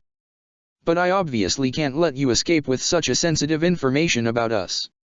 More camo-wearing, masked ninja appeared from the roofs of the semi-destroyed buildings. Kurenai couldn't deal with so many. Fortunately, she didn't need to. Were you going to let me go in the first place? The Genjutsu mistress asked. No, the Oto officer shrugged. But now I have extra motivation to do so. Well, in that case. Kurenai started to sink into the ground. Good luck telling Orochimaru or whoever happens to be your immediate boss how you lost a spy. No. The Oto ninja panicked as he ran through hand seals. Underground shredding blades. The Oto ninja slammed his hands on the ground, creating several semi-buried chakra blades, which moved towards Kurenai, cutting through the ground as if they were shark fins cutting through the water surface. However, Kurenai disappeared before the chakra blades could slash her. Search the area, she can't be too far. The Oto officer shouted. Find her. Find her and kill her. Leaving the ruined capital behind, Kurenai dashed back to Sawa town. She didn't care about being pursued. She was on an land controlled by the enemy. Hostile ninjas could appear anywhere, but she was too busy thinking about what would be of her genin if she didn't get back in time. Naruto, Hinata, Haku, please, stay safe. A day later, at Sawa town. Boy, I hope Kurenai-sensei comes back soon, because this is getting pretty boring. Naruto groaned, both his hands behind his neck. Naruto, Hinata, and Haku had already finished their morning training, so they decided to take a walk. The first 2 days they had spent quite a few time exploring the town and getting to know their people, but Sawa was so small that such time was enough to see it completely. Not that a farming town was terribly interesting to begin with. I know that things have been pretty quiet since we beat those bandits. But still, this beats D-rank missions any time of the day, Haku commented. Besides, I am sure Kurenai-sensei will be back soon. She said she wouldn't take more than 3 days to arrange whatever was necessary to stop this bandit attacks. Hinata added. And all this spare time isn't that bad either. Haku then looked at Naruto. You could use it to continue your Fuinjutsu training, you know. I know. But I burned through my supplies faster than I thought, and I'm not somebody who can learn just through theory alone. Though I'm making some progress with my wind seal, Naruto said while walking. What is that, Naruto-kun? The Hyuga asked. It's a seal I make. It's kinda like the explosive tag, only that instead of exploding, the seal releases a gust. Well, it's not that strong, but I'm not that good at sealing yet. Interesting. Would you be able to create seals based on other elements? Haku asked. Well, yeah, but first I would need to master said element, you know? Explosive tags are pretty easy, since it's just to create an explosion with chakra, but for elemental seals, you actually need to infuse the seal with elemental chakra. So for the time being I'm just stuck with wind seals, Naruto explained. Maybe Haku-kun and I could help. Hinata offered. We do have different elemental chakras, so maybe we could help you make lightning and ice seals. Naruto pondered Hinata's words, as his mouth curved into a smile. Hey, that's pretty smart. Yeah, I guess I could do most of the work, then show you how you can infuse the chakra into the seal. We have to try that when we get back at Konoha. Suddenly, the group saw a very distressed farmer running into them. Ninja-sama. The farmer, a man in his 40s, shouted as he stumbled towards them. Thanks goodness that I found you. Haku helped the man on his feet. Calm down. Tell us what happened. A trio of punks attacked us while we were working on the fields. I managed to escape, but I don't know what happened to the others. Please help us. A trio of punks. Were they bandits? Naruto asked. No, they didn't look like bandits, I think they were ninjas. They were wearing headband with a symbol just like yours, and had some freaky powers. Hinata frowned. Other ninja? If that's the case, then this shouldn't be just a C-rank mission. Were you attacked by ninjas before? No, just bandits, like those you beat up the other day, I swear. Come on guys, why are we still here? These people needs our help now. Naruto was shaking his fist. But we don't know how strong these ninja are. If we aren't careful, we may walk to our deaths. Haku countered. I'm not going to let these people to die. Naruto then turned at the farmer. Take us to the place in which you were attacked. Haku sighed. Even if he really didn't want to engage enemy ninja without any kind of intel on them, he knew that there was no way to convince his blonde teammate to stay. Better go all together, than let Naruto go alone. Alright, Naruto-kun, I will go with you then. Hinata. The Hyuga merely nodded, and they headed to the rice fields. A few minutes later, they arrived at the rice field. It was apparently empty, save for a trio of farmers, to each other, sitting in the middle of the field. Thank Kami, they looked to be alive. The farmer who asked for the genin's help rushed to untie them, but he was stopped by Naruto. What are you doing? Don't rush in. This smells like a trap. Hinata. Hinata nodded, and activated her Byakugan, and inspected the fields.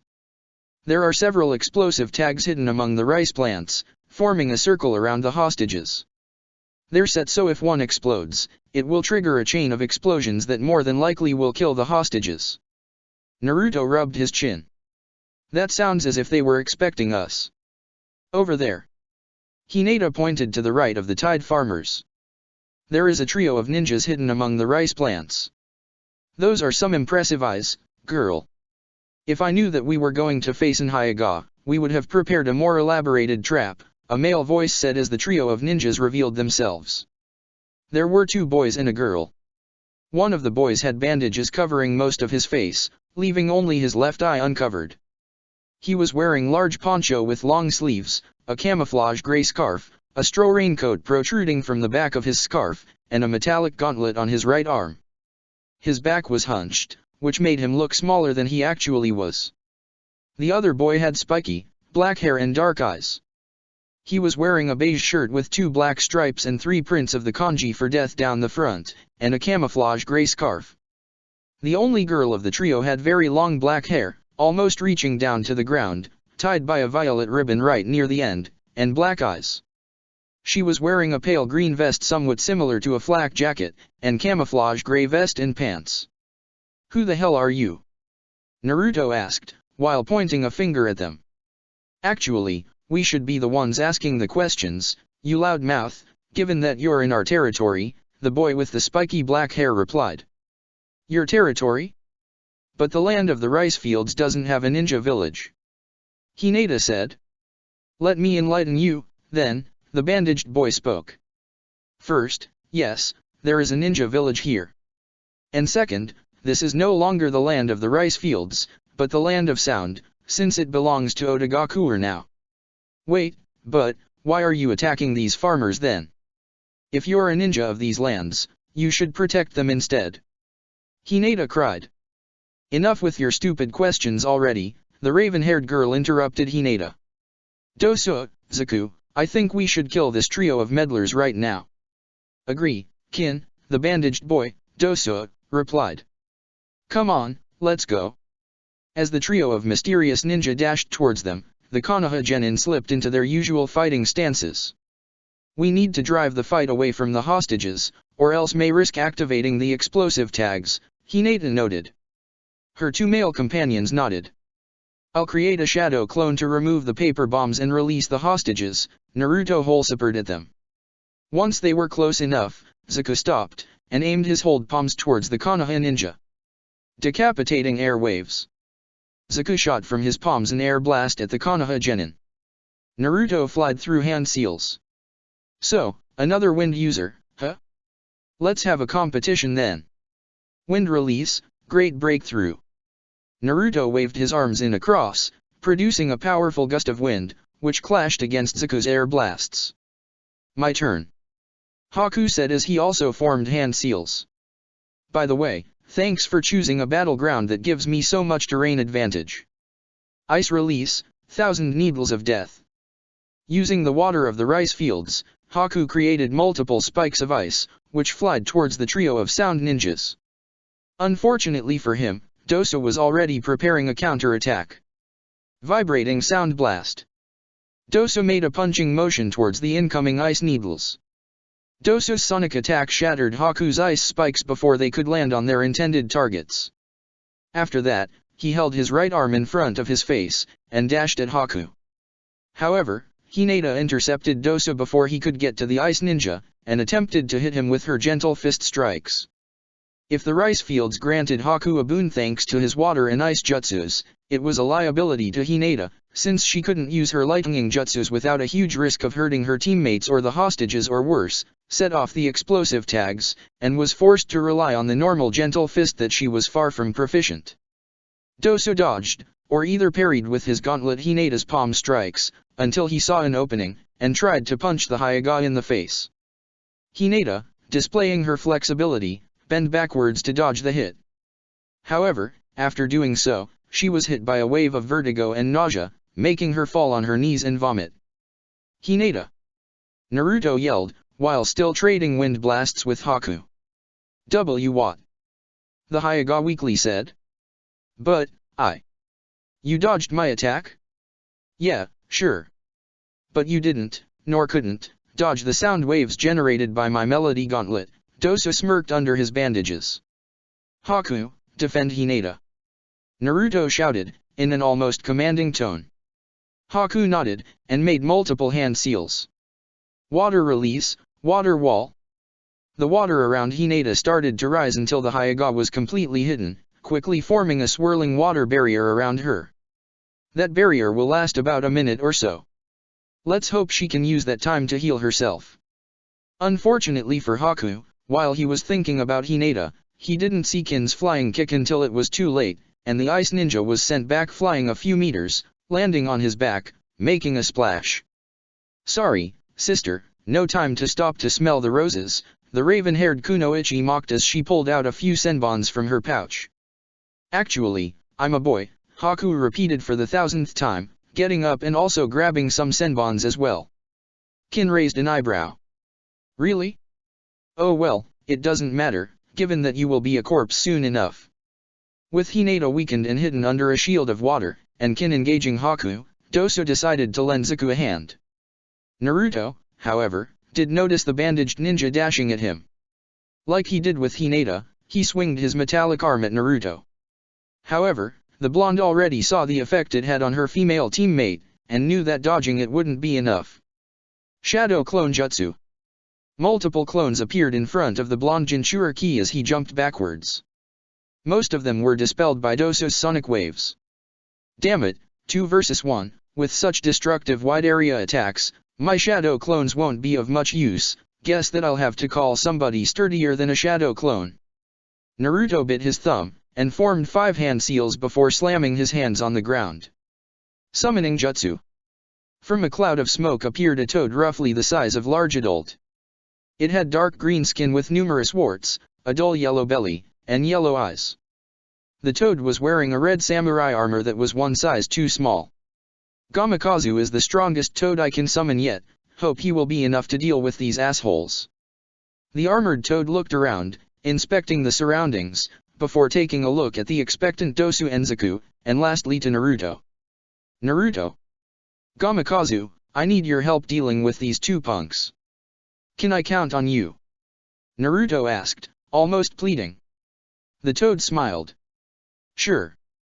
That good-for-nothing Jiraiya hardly summons me anymore, so I'm more than eager to fight again. The toad clenched his fists, and adopted a fighting stance. Zuko laughed uproariously. Oh ho ho, this so good. You think that summoning a fat frog is going to be of any help against us? Gamakazu snarled. First of all, I'm not a frog but a toad, remember that. And second, let's see if you laugh so much when I tear your arms and force you to swallow them. Naruto, let's go. Naruto jumped on the back of Gamakazu, and leaped into the air above the two sound genin. Water release, water bullet. The toad's jowl puffed out, and released several watery blasts. Zuko smirked confidently, not impressed by the toad's boast or attack. He raised his hands upwards. Decapitating airwaves. Once again, Zuko's palms released a concentrated blast of air and sound that stopped the Gamekazu's water bullets. However, just like Naruto had planned, doing so left him completely wide open. Forming a hand seal, he created multiple shadow clones that descended upon him. Doso, however, was ready to fend off the attack. He aimed his melody gauntlet at the clones. Vibrating sound blast. Doso's sonic waves poofed most of Naruto's clones. But unfortunately for him, neither his nor Zuko's attacks managed to hit either Gamakazu or Naruto, and the blonde was about to capitalize on this. He threw a shuriken while making several hand seals as fast as he could. Shadow Clone Shuriken Jutsu. The single shuriken flying down suddenly turned into 3 dozens. Without time to counter-attack, the two male sound genin were forced to jump backwards in order to avoid the rain of metallic death. While Doso managed to use his melody gauntlet to parry the shuriken he couldn't dodge, Zuko wasn't so lucky, and ended up with a few shurikens hammered into his arms and shoulders. Zuko. Are you okay? The bandaged boy asked. Rayarg. You asshole. Zuko screamed as he removed a shuriken from his arm. You will pay for that. Meanwhile, Haku was still fighting Kin. Senbons flew in every direction, some hitting their target, others hitting each other, and others missing. Haku managed to get a lucky shot, and 3 senbons lodged into Kin's right shoulder. She'd have to remove them if she wanted to use that arm. That would give Haku a window of opportunity to form some hand seals and use his powerful ninjutsu. However, when he was about to form the first seal, his hands phased into each other. What? Haku slurred, as he tried to form more hand seals, unsuccessfully. Then, looking around, he realized that there was something very wrong. Everything looked extremely blurry and shaky. He tried to move, and he nearly fell on his face. What's happening? You just fell victim of my genjutsu, sucker. Have fun trying to fight like that, Kin smirked at him. Haku tried to make a hand seal to dispel the genjutsu, but once again his hands phased through each other. Though what in reality was happening was that he wasn't even brining his hands together, the genjutsu was messing up with his eyesight and depth perception, among other things. Any last words, pretty boy? 8 trigrams, 32 palms. Upon hearing that, Kin paled and turned around, only to see an enraged Hinata ready to hit her. She wanted to block the attack, but it was too late. 2 strikes. 4 strikes. 8 strikes. 16 strikes. 32 strikes. The devastating attack left Kin nearly drained of all her chakra, and fell on her knees, pained and exhausted. Ignoring the fallen sound kunoichi, Hinata rushed towards Haku. She disrupted his chakra to dispel the genjutsu he was under, then she applied her mystical palm jutsu to heal his injuries and restore some of her energy. Are you okay? The ice ninja asked. Hinata smiled at him. Shouldn't I be the one asking that? I guess so. But yeah, I'm feeling better now. Thanks. I should thank you too for providing me with the cover I needed to recover myself. Shall we help Naruto-kun? He's fighting against 2 enemies. Oh, and Naruto-kun's clone has released the hostages already. There's no more need to hold back. Haku's mouth formed an uncharacteristical smirk. If that's the case. Haku started to form hand seals while looking at Naruto duking out with Dosu and Zuko. Ice release, certain kill ice spears. The water around Haku and Dosu started to freeze into large, sharp spikes. The 2 sound genin managed to jump in opposite directions before being impaled by the freezing spears. Dosu released more sound waves that easily shattered the ice, but upon doing so, he realized that Haku and Hinata had rejoined Naruto, and that Kin was lying on her back, unconscious, all while he had been separated from Zaku. "Give up already, you're outnumbered, and your hostages have escaped long time ago," Naruto angrily shouted, pointing a finger at Dosu. The bandaged ninja frowned. On one side, he couldn't help but agree with the blonde. On the other, this was his group's first confrontation with other ninjas. He couldn't allow their first fight to end in defeat. Otogakuer had no place for weaklings. However, there was somebody who was about to make that decision for him.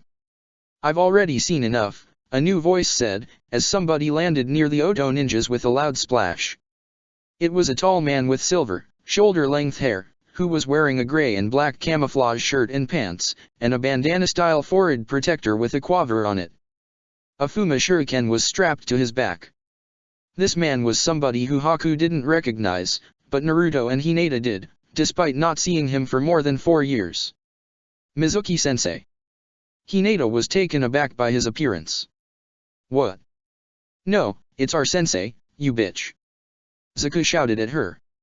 "Zaku, I think that this Konoha kid's used to go to the academy in which Mizuki-sensei was a teacher before he joined our village," Dosu explained.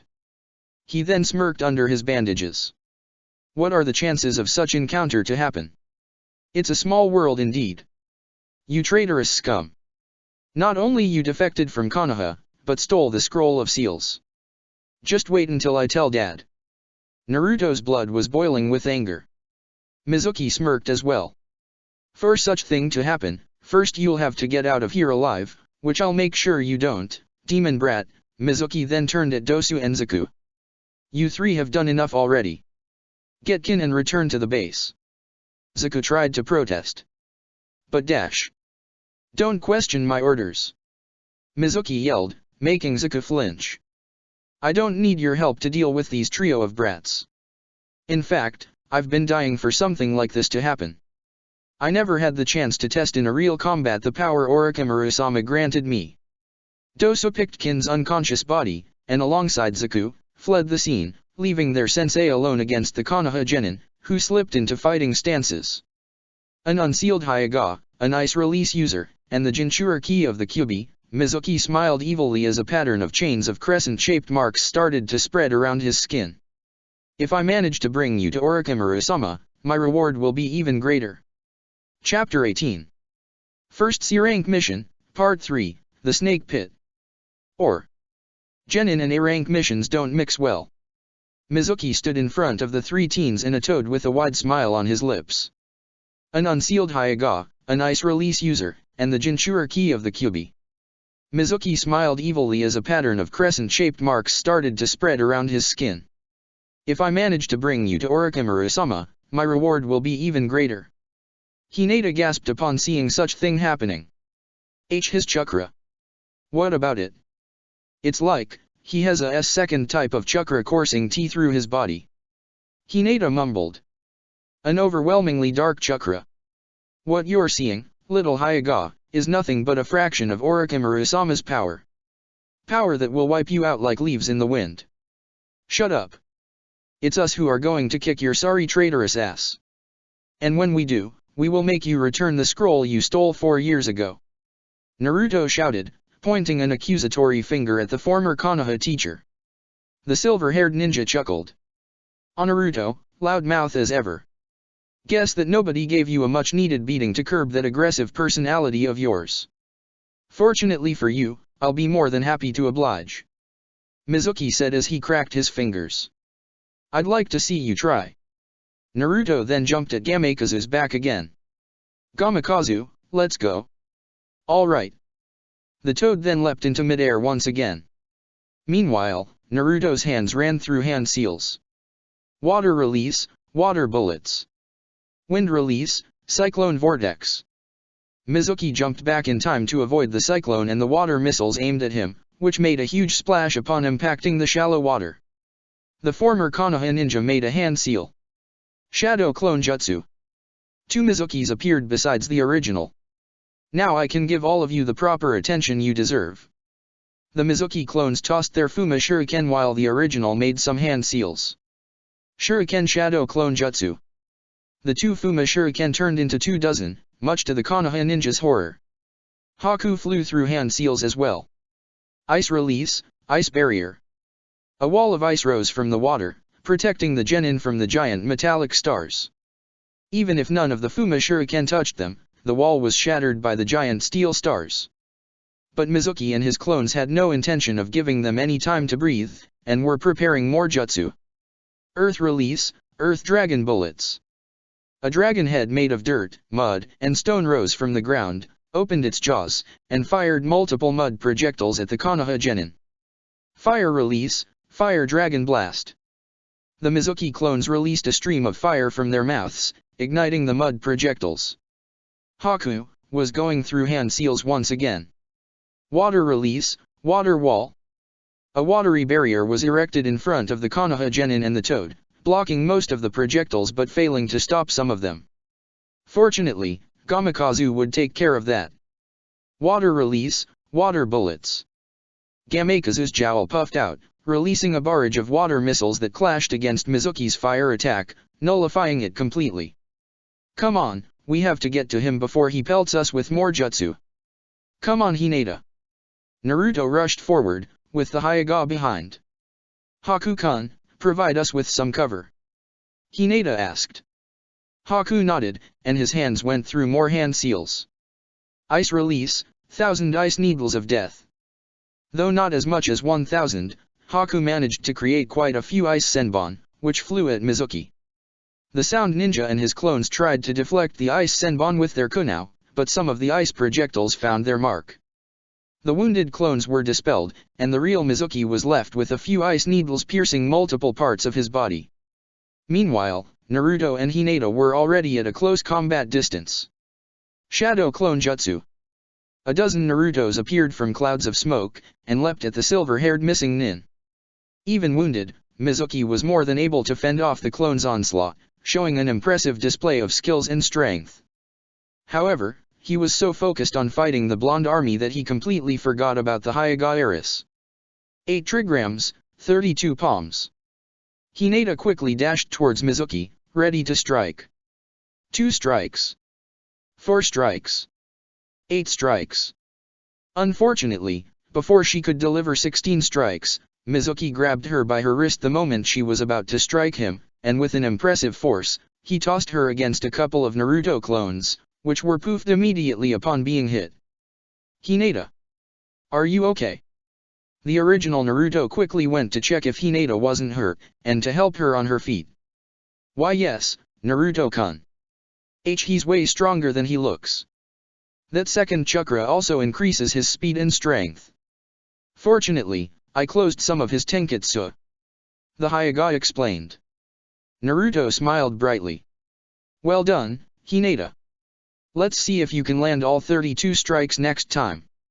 Like hell I'm going to let a next time happen, you dumb brats. Mizuki angrily yelled. The black marks on his skin started to glow with a fiery light, almost as if the markings were made of fire, and spread around the rest of his body. When the glow vanished, Mizuki had turned into a completely new being.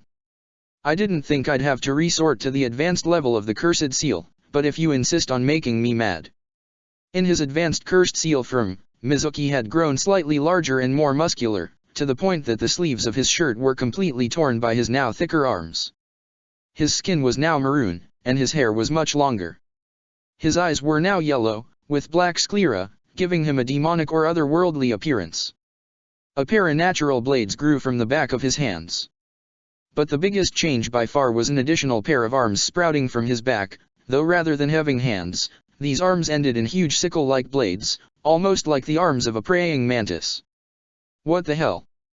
Naruto yelled upon seeing Mizuki's new form. Haku was so stunned he wasn't able to say anything. And while the transformation left both Naruto and Haku shocked, it left Hinata, who watched it through her Byakugan, completely horrified. The Hyuga had seen how the second type of chakra invaded the body completely, assimilating Mizuki's natural chakra. The transformation also modified Mizuki's chakra pathway system, creating new tenketsu and chakra paths. Now brats, get ready to feel Orochimaru's power. Mizuki dashed at Hinata, and thrust his hand blade at the Hyuga's gut. Fortunately, Hinata was able to jump backwards while kicking Mizuki's face. Naruto created more clones and sent them at the inhuman ninja, but Mizuki's mantis-like additional arms shredded them into pieces. "Naruto-kun, Hinata-san, get out of there, now!" Haku shouted. While Naruto was tempted to ask why, his instincts told him to simply do what the ice ninja said, and both he and Hinata jumped in opposite directions. The inhuman ninja saw that Gamekazu's jowl was puffed out again. Water release, water gun. Ice release, breath of winter. Gamekazu released a powerful stream of water from his mouth while Haku released a cone of ice from his mouth that froze Gamekazu's jutsu, creating a barrage of frozen water. Though rather than being surprised, Mizuki merely smirked, and made several hand seals. Fire release, cursed flame destruction. Mizuki exhaled a massive stream of blue fire from his mouth, pushing the water/ice combined attack back at Haku and Gamekazu, while evaporating the water of the rice field, and setting the rice plants on fire. Gamekazu disappeared in a poof when the heat was too much to take, while Haku used the body replacement jutsu, leaving a log behind, which was soon burned to ashes. "What do you think about my power, brats? This isn't something you can achieve by staying in Konoha. That place does nothing but hold back those who are great. That's the reason Orochimaru-sama left in the first place, and more importantly, the reason why you will die here." Naruto, Hinata, and Haku quickly regrouped, while Mizuki advanced menacingly towards them. Hinata and Haku were visibly exhausted, while Naruto had some minor wounds. Much to their displeasure, Mizuki seemed to be fine and dandy. "Do you guys have a plan? You guys should know that I only have chakra left for 2, maybe 3 more jutsu," Haku mentioned. "I believe I can keep the Byakugan active for a few more minutes, but my eyes are starting to sore," the Hyuga replied. "Man, that cursed seal surely pumps Mizuki up." Naruto narrowed his eyes at the smiling inhuman ninja. "Hinata, do you think you can close all his tenketsu? That should stop that cursed seal as well. My mastery of the 8 trigrams isn't further than 32 strikes so far. I don't think that will be enough for what you want." "Sorry." Hinata lowered her head. "No, but maybe it can weaken Mizuki enough for Naruto and I to finish him off," Haku added. "Yeah, we need to try that. Come on, Haku and I will keep Mizuki busy, you go and close his tenketsu," Naruto said while patting Hinata on the back. I will do my best." The 3 genin facing Mizuki, still advancing towards them with a smug smirk plastered on his face. They slipped into their usual fighting stances. "Still want to fight? Stubborn until the very end. You guys should know when to give up." Mizuki laughed mockingly. "No man or woman who can make me give up has been born yet." Shadow Clone Jutsu. 10 clones appeared around Naruto. "Get him."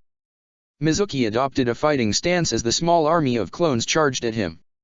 However, just when he was about to stab the first one with one of his blade arms, the clones jumped aside in opposite directions, leaving a small passageway, which Haku used to pepper the traitorous ex-Konoha ninja with senbon.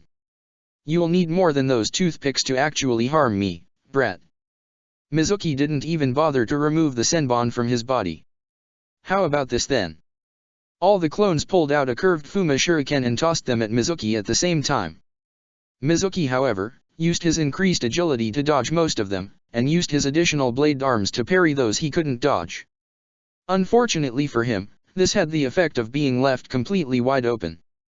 "Hinata, now!" The Hyuga heiress quickly dashed towards the maroon-skinned ninja, ready to strike. 8 trigrams, 32 palms. "That again? Like hell, I'm going to let you do it again." Mizuki turned to grab Hinata's arm before she could deliver the first blow. "Like hell, we're going to let you stop her." Haku flew through hand seals. Ice release, 1,000 ice needles of death. Mizuki had to use all his forearms to protect himself from the rain of ice spikes, leaving him vulnerable to Hinata's attacks. 2 strikes. 4 strikes. 8 strikes. 16 strikes. 32 strikes. The last strike was so potent that she pushed Mizuki a few meters backwards. Naruto then used 2 clones to push him and gain enough momentum, and delivered a devastating flying kick to Mizuki's face, which hurled him backwards even further, making him fall on his back with a loud thud. After a moment of silence, Hinata's Byakugan deactivated automatically and fell on her knees. Naruto immediately rushed to her. "Hinata, are you okay?" the blonde asked, concerned. "Why yes, I'm just a bit tired, I never had to fight and use the Byakugan for so long," Hinata replied, panting a bit. "You were amazing, Hinata. I knew you could do it." Naruto congratulated as he patted her on the back. Hinata blushed a little. "Why you think so?" "Of course," Haku interceded. "If it wasn't for you dash." Haku was unable to finish his sentence as Mizuki's hand blade stabbed in his gut. Mizuki then pulled his natural spike from Haku's body, and hatefully kicked the ice ninja backwards. Naruto and Hinata couldn't help but stare at the scene, speechless. Mizuki looked at them and laughed. "What? Did you thought that such a pathetic attack was enough to finish me off?" The former academy instructor teased cruelly before moving to hit Naruto. Acting on reflexes, Hinata moved to intercept the attack, but she was unable to block it in time and Mizuki's punch hurled her backwards, while her body spun violently. Naruto didn't had time to react before Mizuki sunk his knee into his stomach, before delivering a painful kick to the face, knocking Naruto on his back. Then again, the combo from that Hyuga bitch would have left me completely wrecked and with hardly any chakra. Thanks goodness I'm more than human now, hehe. Well, time to finish the job. Mizuki cracked his fingers before moving towards Hinata. Naruto struggled to get up, but between the emotional shock of his friends being beaten to death, and the physical strain of the prolonged battle, he was unable to move. So, this is how it ends? Both my and I friends, killed on our very first mission outside the village, at the hands of a traitor. The Jinchuriki never felt so angry before. Not only angry for being beaten by such despicable man, but the fact that he was unable to protect his friends. How was he supposed to become Hokage, the man who has to protect the whole village, when he couldn't even protect his teammates? His parents always warned him against the harsh realities of the ninja world, but he never truly understood them until now. As he heard the soft splashes of water made by Mizuki's steps, he knew that their death was closer by the second. If he only was stronger, if he only had the means to save his friends like a future Hokage should. "Naruto." The blonde heard guttural voice inside his head. "Huh. I can sense your anger. Your hatred, that man. Mizuki. You want to make him pay for what he did, right? What, who are you? That matters little now. What matters now is Mizuki. You want to kill him, right? For all what he did. Not just you and your friends, but your village as a whole." "Yes. Yes, of course I want to." In that case. Naruto started to feel a heat building up from inside his body. "Take my power, and kill him. Kill him, and everybody who dares to stand in your way. Give in to your anger. Let the world know the power of your hatred. Let's dye the waters of these lands red." A red aura surrounded Naruto, and started to glow brighter each second. The water around the blonde started to boil. The Jinchuriki felt the pain of his wounds and the ache of his muscles slowly receding, as it was being replaced by pure energy. His body got on its feet on its own, as if he was being pulled up by invisible hands. "The only thing that's going to end today, is your life." The feral ninja snarled at Mizuki. Naruto's eyes were now blood red, with slitted, vertical pupils. His facial whisker marks were now bolder, and his teeth appeared to be bigger and sharper. The fiery red aura increased with each second. Despite the display of power, Mizuki wasn't intimidated. "So, you finally show your true face, demon. But don't think this changes anything. I'm well aware of the limits of your power. You're only delaying the inevitable." Naruto didn't reply, he merely shot forwards, ready to punch Mizuki's ugly grin. The Oto ninja was fast enough to catch Nichuo's fist, but he wasn't fast enough to block Naruto's kick to his gut, which forced him to bend forward, something that the blonde ninja capitalized by punching Mizuki in the jaw, hurling him backwards a few meters. "You're dead. You hear me? Dead." Naruto bellowed as he dashed forwards once more. Mizuki quickly got up. At the same moment, Naruto was once again at hand-to-hand range, ready to deliver another punch. This time, Mizuki tried to impale the Konoha genin with his mantis-like arms, but Naruto caught both sickle-shaped blades with his bare hands. His hands started to bleed, but Naruto didn't seem to be bothered in the slightest. Then, with an impressive show of strength, he tore the sickle-shaped blades off. "Rayarg! You son of a bitch!" Mizuki yelled in pain. Naruto lunged once again, ready to impale Mizuki with his own blades. But in his state of unbridled anger, he was left wide open, vulnerable to Mizuki's hate-filled kick, which stopped Naruto's momentum and sent him hurling backwards. Naruto tried to get up once again, but Mizuki wasn't going to leave him any room to breathe, and kicked him once again. He then started to relentlessly kick Naruto until the red aura vanished. "I have to admit, I underestimated the power of the Nine Tails, but that demon will soon be history once I kill you." Mizuki raised his hand blade, ready to impale Naruto. However, before he had the chance to claim the blonde's life, Mizuki saw a white and red blur flying at him, kicking him in the face and tossing him backwards. "Don't you dare to touch my student, you monster!" Mizuki got up, and after cleaning the blood from his broken mouth, he saw his attacker, an attractive raven-haired kunoichi in her late 20s. He took a few seconds to realize who this woman was. Kurane? Oh, of course. Naturally, Konoha wouldn't let children run away unsupervised. "I presume you're their Jonin-sensei, right?" Kurane frowned. "That's correct, creature. And you're not going to lay another finger on them as long as I'm here. And how do you know who I am?" "Oh come now, you hurt me, Kurane. I knew that we weren't exactly close, but you should at least remember me given that we used to be classmates." "Classmates? What are you tall dash, wait a minute, Mizuki." Kurane narrowed his eyes at him, a bit puzzled. "Bingo. I knew you were among the smart ones. As a reward, I will spare you from seeing your precious students die by killing you first." Mizuki chuckled. "I'd like to see you try, you traitor." "Oh, I will do more than just try." Mizuki's hands flew through hand seals. Fire release, cursed flame jutsu. Once more, Mizuki exhaled a massive stream of blue fire. Kurane didn't waste time and made several hand seals as well. Water release, wild water wave. Kurane gushed an equally large stream of water from her mouth.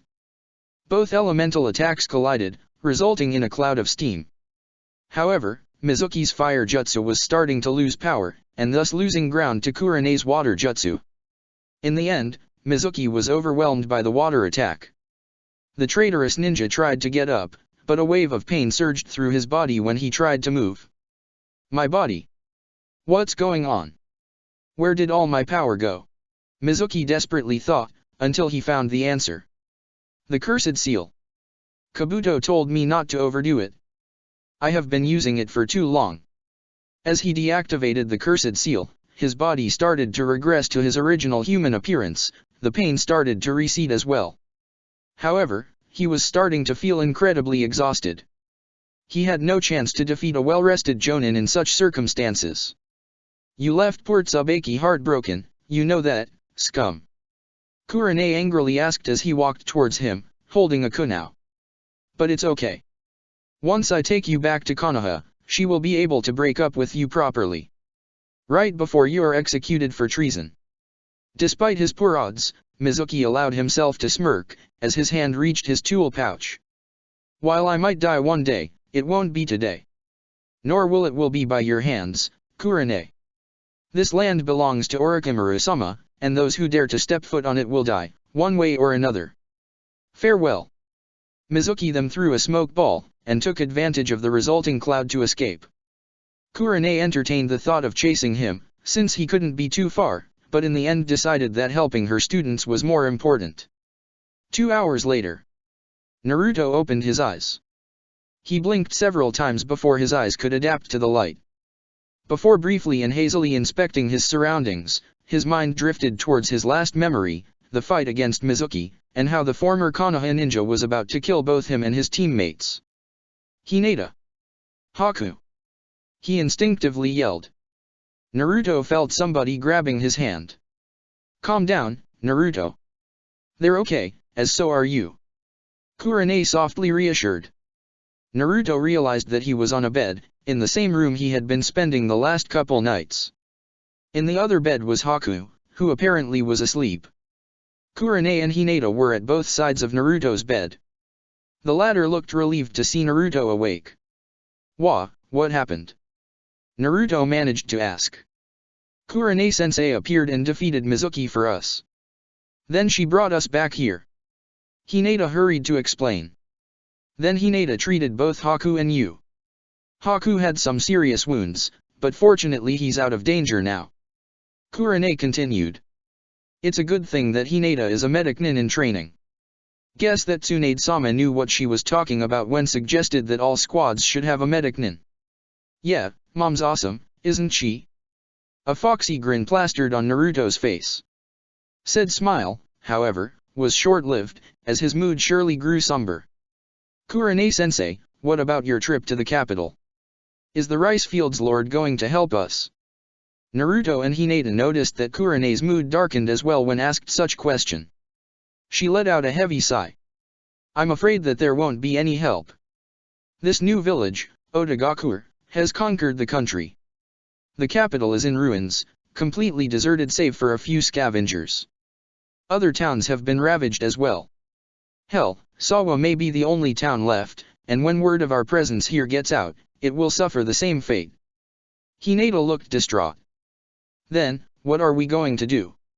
We can't protect this town if more ninjas like Mizuki come again. There's no other option, the only viable course of action will be to escort the townspeople left here to the Land of Fire, Kurenai answered. We will have to protect them from any attacks while they cross the border. Naruto looked unsure, his resolve wavering for once. Mizuki did quite a number on us, and he was just one. What if they send more ninja with those freaky mutant powers? I wish we could ask for help, but I'm afraid that we don't have any means to contact Konoha other than sending a messenger bird, and that would take too long. Actually, there's a way to instantly send a message to Konoha. Naruto stated. Kurenai's eyes shot open. Come again. Write the message first, I'll go get the messenger. Naruto said as he started to get up from the bed, only for a concerned Hinata to try and stop him. Naruto-kun, no. Mizuki gave you quite the beating, you need to rest first. The Hyuga protested. Naruto merely grinned at her. Hey, it's okay. I recover from my injuries pretty quickly. Dad says it's because of the nine tails. Guess that something good should come out from having the fox thrust into my stomach, hehe. Oh okay then, but try not to exert yourself. Hinata warned him. A few minutes later, Kurenai finished writing a scroll detailing their situation and requesting reinforcements. Naruto then bit his thumb and made 5 hand seals before slamming his hand on the floor. Summoning Jutsu.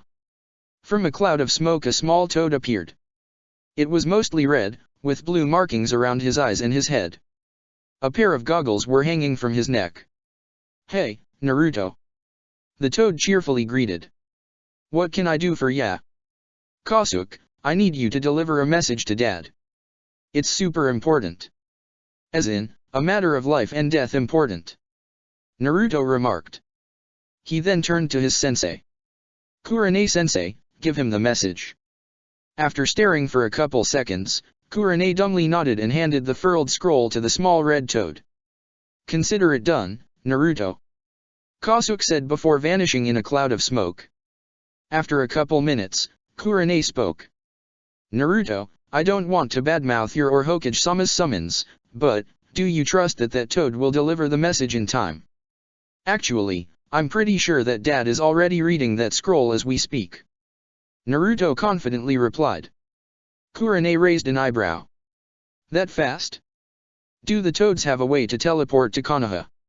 As a matter of fact, they do. Naruto's statement took Kurenai aback. You see, there's this weird pool thing in Mount Miyaboka that connects with Konoha, which the toads can use to travel to the village when they need to. After Kosuke cancelled the summon and returned to Miyaboku, he uses the pool to travel to Konoha. Said pool can be used to appear at the side of a toad summoner that happens to be on Konoha, or to appear inside the Hokage's office if there isn't any. That's something really useful, Hinata commented. It's a good thing that Hokage-sama allowed you to sign that summoning contract before graduating. Dad said he wanted to have a way to keep contact with me when I was outside. I thought that he and Mom were being overprotective, but now I have to admit that it came rather handy. Of course, Naruto would never admit that in front of Jiraiya and Tsunade. Konoha, mission assignment desk. Jiraiya was handing the last missions of the day to the genin teams. In an hour, he'll return to the tower to continue his daily doses of pain and misery, most commonly known as paperwork. The door opened, and Jiraiya saw Asuma's team walking inside the room. Asuma looked rather content. Shikamaru was wearing his usual apathetic demeanor. Koji was busy devouring a bag of chips, and Ino looked a bit irritated. Well, Asuma's tactical squad. I'm so glad to see you here. Coming for a mission, I guess. Jiraiya asked, already knowing the answer. You guess right, Hokage-sama, Asuma replied. Your genin don't look too eager, though. Jiraiya pointed out. I know. But they just need to know that being a ninja sometimes means getting your hands dirty and do stuff you don't want to. Sooner or later, they'll understand that. Asuma said, taking a look at the trio of kids. Now, what do you have for us? Let me see. Jiraiya started to look through the scrolls on the desk. There's a house that requires a paint job, some medicine that need to be delivered to a town near Konoha, and a couple that wants somebody to pull the weeds from their garden. Ino frowned. Come on, those missions suck. Don't you have something better, like taking care of your kids? I promised Kaita-chan that I would try some new hairstyles on her. Yeah, and Hagani is a pretty good shogi player, for being so young. Shikamaru noted. Granted, he has never defeated me yet, but each game is becoming a bit harder to win. Sorry, but Hagani and Kaita already have another team babysitting them. Jiraiya informed. Ino cursed something under her breath. She was about to ask which team it was when suddenly Kasuke, the messenger toad, appeared in front of Jiraiya with a scroll between his arms. Jiraiya, urgent message from Naruto. The toad shouted, while pretty much thrusting the scroll into Jiraiya's chest. He says it's a matter of life and death. Asuma noticeably tensed upon hearing the small toad's words. Ino remembered that Kurane was Naruto's sensei, who was more than just friends with Asuma, regardless of how much Asuma tried to deny it. Jiraiya unfurled the scroll, and started to read. His expression grew darker, which wasn't that surprising, considering the way the toad announced his entrance. Hokage-sama, what does the message say? Are Kurane and her team okay? Asuma asked, flinching a little. Bad news. Remember Otagakure, Orochimaru's hidden village we've been trying to find during the past years? Well, let's say that Kurane found it. What? Asuma shouted, startling his genin. They're going to evacuate the town before they're attacked by rogue ninja working for Orochimaru, but they can't do it alone, and are requesting reinforcements. Then you have those reinforcements right here. Asuma declared. His three genin looked at him incredulously. Jiraiya sighed, and pinched the bridge of his nose. Asuma, I know that you and Kurane are close, but as you can understand, I can't send a team of genin fresh from the academy to a potential A-rank mission. Why not? I admit that these three are still a bit green, but they have potential. Plus I will be with them all the time. Besides, didn't you raise the academy standards so our genin would be better prepared for these kinds of situations? And if you think we're not enough, you can always send more people with us. Jiraiya spent a few minutes pondering what to do. After the whole Uchiha debacle, their numbers have been reduced, most Chunin and Jonin were constantly on missions, and there were very few high-ranked ninja in reserve. Before he could gather a better force, Asuma's team would have to do. Alright, you can go, but you won't go alone. Go to the north gate, you will meet your escort there in an hour. Thank you, Hokage-sama, Asuma said, bowing before the Hokage. You three, go to your houses and pack what you will need for a week-long trip. As they exited the building, Koji, who just finished his bag of chips, spoke up. An A-rank mission, isn't that a bit too much for us? Koji asked. Given that it involves fighting against ninja of Asuma-sensei's caliber, Yeah, pretty much. Shikamaru replied. Troublesome. Insane is the word I'd actually use. Ino added. Come on, don't be so glum. Yeah, it's going to be a little dangerous, but everything will be fine as long as you stay close to me and do exactly as I say. Asuma said in a reassuring tone. Meanwhile at the mission assignment desk, Jiraiya had summoned a couple Umbu. What are your orders, Hokage-sama? A bird-masked Umbu asked. Go to torture and interrogation and fetch our resident Orochimaru expert. Tell her I have a mission for her. Oh, and whenever Itachi Uchiha returns from his current mission, tell him that I need to talk to him about something of utmost importance. The next day, Kurane and the town mayor, Ryo Uehara, were overseeing the evacuation of the villagers. The mood was somber and glum. As expected, many people opposed to leave the town in which their families lived for generations, but in the end they eventually saw reason. That didn't mean that they had to like it though. Well, this is going better than I expected. Kurane commented, as she saw people getting all what they could from their soon-to-be former houses. If they keep this pace, we will be able to leave by tomorrow morning. Ryo sighed heavily.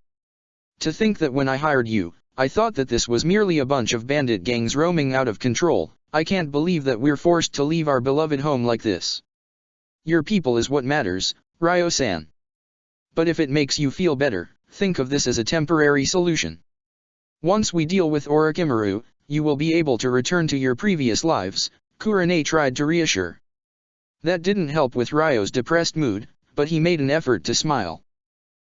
Well, I hope you're right, to think that my son won't be born here. You can let this get you. Your people need you more than ever.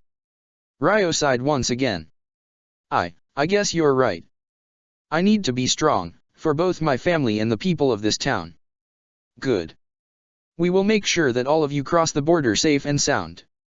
Kurane then spotted a bunch of Naruto clones helping some villagers load some of their belongings on cart wagons. She then walked towards one of them. I guess you're a clone, right? Yeah. The clone replied. Do you know where the original is? Kurane asked. The clone merely shook his head. In that case. Naruto, when you hear this, I want you to meet me on the rice field you battled Mizuki. There's something important I need to talk with you about. And with that, she delivered a quick hand chop to the clone's neck, dispelling it. 5 minutes later, Naruto and Kurane were standing in what remained of the rice field that served as battlefield of the very first fight between Konoha and Oto. What did you want to talk about, Kurane-sensei? Naruto asked, a bit nervous, as he rubbed his right arm. Sensing her student's distress, Kurane smiled. You can relax, it's nothing bad. Her smile then disappeared. Though it's an important issue, and if we don't discuss it now, it can snowball into a bigger problem. Naruto swallowed. And that would be? Shortly before I arrived, you were fighting against Mizuki. I couldn't see it properly since I was still too far away, but there was an aura. A fiery red-orange glow surrounded your body. It disappeared when Mizuki got the upper hand of the fight, but even being so far away, I could sense an incredibly powerful and evil chakra coming from you. I think I don't need to elaborate any further to know what I'm talking about, right? Naruto averted his gaze. The Nine Tails. Kurane nodded. Now Naruto, I want to make it clear that I'm not mad at you or anything, but this is something that needs to be addressed. First, answer me this, before this mission, was there any other time in which you tapped into the Kyuubi's chakra? The blonde shook his head. No, never. My dad wanted to teach me how to use it, but then the whole Uchiha insurrection happened, he became Hokage, and didn't have as much time to train me as before, so we kinda schemed that part. I see. Now I want you to remember what happened, and how you felt when you were fighting Mizuki and manifested the Kyuubi's chakra. It's kind of blurry, I was rather boggled at the time. Naruto replied, rubbing the back of his head. Still, Kurane wasn't planning on letting him go so easily. Please make an effort. Okay, let me see, I was rather angry. Angry at Mizuki because he was about to kill us, and angry at myself because I wasn't able to save my friends. Naruto began. Kurane listened intently. And what happened then? I think I heard a voice. What did the voice say? I don't remember. Kurenai frowned at Naruto, which made the blonde raise his hands defensively. It's true, I swear. If I remember I'll tell you. We can go back to that later. What happened next? Kurenai pressed. All I remember is that I wanted Mizuki dead. I already told you it's kind of blurry, but that's all what I remember. I wanted Mizuki dead.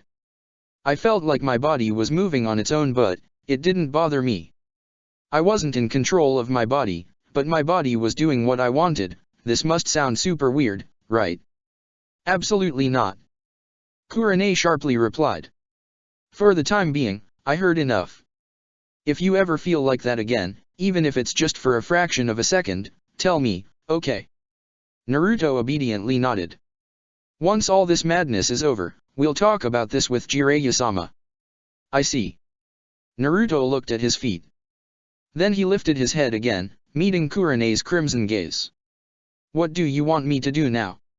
For the time being, continue what you were doing. Help the villagers pack up their stuff, and stay alert if an enemy appears. Hopefully, we will be gone by the time they attack, and the reinforcements we asked for will be here to support us. Right. When they returned to the town, there was a surprise waiting for them, but mostly for Kurenai. Turns out that 5 ninja had arrived, 2 of which she knew very well. The apparent leader of the group was having a talk with the mayor. Asuma? Anko? Kurenai asked out loud. Look who finally decided to show up. Anko cheerfully shouted as she walked towards the Genjutsu mistress. First mission out of town, and you need to ask for reinforcements. You have some rotten luck, girl. Kurenai frowned a bit. This isn't my first mission out of Konoha, Anko. Well, it is as a Jonin sensei. But I wasn't blaming you, you know. Asuma finished his talk with the mayor, and went to greet Kurenai as well. Hey. Good to see that we arrived just in time, Kurenai. Asuma said, smiling at her. Kurenai smiled back and wiped a strand of her hair from her face. Indeed. I wasn't expecting you to show up. The red-eyed Jonin noticed Asuma's genin team behind him and Anko. Did you bring your students? Asuma simply shrugged. The more the merrier, right? This is a potential A-rank mission. I'm surprised Hokage-sama allowed you to bring them here, given the risks. Hey, relax. They came here to help with the evacuation. If a fight breaks out, they won't take part on it. We will do all the heavy lifting, Asuma explained, hoping to reassure Kurenai. Anko decided to intercede. So, you finally found out this Otagakure we've been looking for years. It was less a question and more a statement. We never thought looking in this country, since we didn't think there would be anything that would catch Orochimaru's interest. Guess we were wrong. We know it's somewhere on these lands, but I don't know its exact location. We'll need to send a team of spies to check it out once this is over. Kurenai replied. While the adults talked, Ino decided to start up a conversation with her 2 teammates. Have you seen the way Asuma-sensei and Kurenai-sensei looked at each other? They're so going out, but for some reason they don't want to admit it. Ino said while glancing at the 2 Jonin, who were still talking. Shikamaru raised an eyebrow. Do you think it's appropriate to talk about that in a situation like this? According to what Hokage-sama said, we could pretty much end up fighting a Jonin. Ino frowned at her Nara teammate. You're such a killjoy, you know that. I agree with Shikamaru. I heard that Naruto, Hinata, and Haku nearly died fighting Oto Ninja. Koji commented. Thank goodness they're okay. Ugh, you guys are no fun. Ino scoffed, as she turned her head away. Speaking of which, where are Naruto, Hinata, and Haku? Haku is still resting at the inn, while Naruto and Hinata are helping the townspeople to pack their stuff. Kurenai told her. Why don't you go and help them? I'm sure that they will appreciate a few extra hands. Shikamaru groaned. Boy, no matter where we go, we never get rid of D-rank missions. This is all kinds of troublesome. Shut up and get moving, you lazy ass. Ino chided, while she went to find her former academy classmates, with Shikamaru and Koji following behind. Undisclosed location, land of the rice fields. After being granted permission by its only occupant, Kabuto entered Orochimaru's private study. As the medic Nin expected, the Sannin was studying the scroll of seals. During those times, he warned all his minions to not disturb him unless it was important. The silver-haired ninja hoped that his report was important enough. "What news do you bring me, Kabuto?" The snake Sannin asked in an oddly neutral tone, one that couldn't mask his irritation completely. "Orochimaru-sama, the spies have returned," Kabuto announced. And Kabuto cleared his throat and adjusted his glasses. According to their report, people of Sawa Town are preparing an evacuation. They plan to cross the border and settle in the Land of Fire. Konoha had sent another squad of ninja to help with their exodus. "What kind of reinforcements did Konoha send?" Orochimaru asked. "A team of 5 people, 2 jonin and 3 genin." According to their description, the jonin matches the description of the Konoha ninjas known as Asuma Sarutobi and Anko Mitarashi. Orochimaru perked up upon hearing that last name. He turned at Kabuto and smiled wickedly. "So Anko-chan is here? That makes things even better. Do you still plan to engage them yourself?" "Indeed. It will be a great chance to put these new eyes to the test," Orochimaru replied. In his unabashed anticipation, Orochimaru's eyes flared with a red glow, revealing a pair of fully developed cherry non. Chapter 19. First C-Rank Mission, Part 4, The Escape. Or Goodbye to the Land of Rice Fields. After greeting their former classmates, Team Asuma was assigned to help the villagers with their luggage. With the 6 extra arms, and Naruto's shadow clones, they finished a couple hours before sunset. Since the evacuation wouldn't start until the next morning, the only question left was what to do in the meantime. "Maybe we should get some training in, to get ready before the inevitable Oto attack comes," Naruto suggested.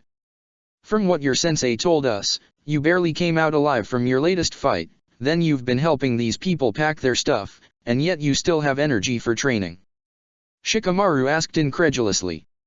"Man, I get exhausted by just being near you." "Maybe that's why he's so energetic, because he siphons the stamina and chakra of those around him," Koji suggested half-jokingly. "If that was the case, then Shikamaru would be unaffected since he has none to begin with," Ino replied. "But then again, I agree with Shika.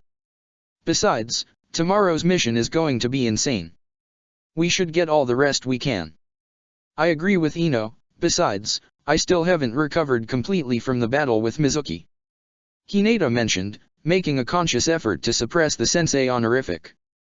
"Speaking of which, I can't believe that guy ended up joining another village, and one created by Orochimaru, no less. To think that he used to be our instructor." Shikamaru mused as he rubbed the back of his neck. "Maybe we will see him again, if he decides to finish the job," Koji mentioned. If that traitor's stupid enough to show his ugly face a second time, it will be me who's going to finish the job." Naruto punched his palm vigorously. By the way he spoke, everybody guessed that Naruto actually wanted for Mizuki to show up again. "We still haven't decided what are we going to do until we go to bed," Shikamaru reminded everyone. "How about some culinary tourism? This is the first time I've been out of Konoha, and I'd like to see what they eat in other countries," Koji suggested. There were only like 2 restaurants in the town, and both of them are now closed due to the evacuation thing, Naruto explained, and noticed how Koji's mood soured. "But that doesn't mean that we aren't going to have dinner," Hinata interceded, hoping to at least reassure Koji a bit, aware of the Akimika's love of food. "In fact, why don't we have dinner now?" "Yeah, that can work too," Naruto agreed. "Let's go back to the inn. That way, we can check on Haku as well." While they walked the relatively short distance towards the inn, the group of 5 separated into 2 subgroups, boys and girls. Though a more accurate statement would have been Ino grabbing Hinata and dragging her away from the 3 boys, who were casually chatting with each other. Hinata wasn't sure what Ino wanted, but her unnerving smile made her a bit nervous. "Okay Hinata, we didn't have a chance to talk after we graduated, so now you are going to spill everything," Ino demanded in an oddly commanding tone. "Spill? What are you talking about? The Hyuga heiress asked. Ino grimaced. About the state of your relationship with Naruto, duh, the blonde replied as if stating the most obvious thing. Come on, everybody knows that you have the hots for him, and you got lucky enough to be in the same team as him. I mean, I can see that you're not formally a couple yet, but I'm sure that you progressed in some way beyond the just friends stage, right? Hinata turned extremely red, averted her gaze, started to fidget with her fingers while she tried to elaborate a response, but all that came from her mouth was inelegant blubbering. That was enough for the gossip-hungry blonde. Nothing yet. Ino grimaced. Come on girl, if you don't take the initiative, some other girl will take him away from you. While Naruto may not be my type, he's kind of cute, plus he's the son of two Sannin, which will increase the popularity factor, and thus, the number of girls after him. Well, it's that, and Naruto-kun is my friend and I don't know if he likes me that way. The shy Hyuga replied. Ino wrapped an arm around Hinata's shoulders and her face came uncomfortably close to Hinata's. Nonsense. You're a cute girl, and Naruto would be a dumbass if he doesn't realize what he has in front of his eyes. Unfortunately, we have more pressing matters at hand now, but once all of this is over and we're back home, we'll work to make sure that blonde knucklehead notices you. Hey! Naruto shouted, indignantly. Who's this blonde knucklehead you are talking about? Ino didn't realize that she had raised her voice that much, and that Naruto wasn't that far away from them. While he didn't catch the whole conversation, his ears perked up at those two words. And nobody. Hinata quickly replied. We're talking about a cousin of Ino-T that's been annoying her lately. Shikamaru, and even Koji, realized that Hinata was telling a huge lie. However, the blonde merely smiled. Oh, if you say so. I believe you. I know that you would never badmouth me behind my back, Hinata, Naruto happily concluded, before returning to his conversation with Shikamaru and Koji. Hinata sighed wearily. While it would have been heartwarming in any other circumstance, Naruto's blind confidence in her made her feel even worse. I can't believe I lied to Naruto-kun like that. Well, it was me who called him a knucklehead, not you. Ino reassured, her voice now being lower. She then grinned. But did you see that? He trusts you a lot. That's a good sign. Ino, is there something I can do or say to make you drop this topic? Hinata asked exasperatedly. Ino's smile grew even wider. Nope, nothing. Send your residence, Konoha. Upon arriving home, Jiraiya saw that Tsunade was already there. After greeting her, he decided to get to the point, and told her about Naruto's message. As he predicted, Tsunade pretty much exploded. Though given that the house was still standing, her reaction wasn't as catastrophic as the Toad Sage had initially feared. So Naruto goes on his first mission out of the village, and he accidentally stumbles on Orochimaru's secret lair. Tsunade shouted as she threw her hands in the air. I knew that something would go wrong, damn it. I should have never given him that accursed necklace. Listen, there's no way we could have known what was going to happen. Jiraiya tried to reassure her. Besides, I already sent reinforcements. Naruto will be fine. You sent another rookie squad, and Orochimaru's former pupil.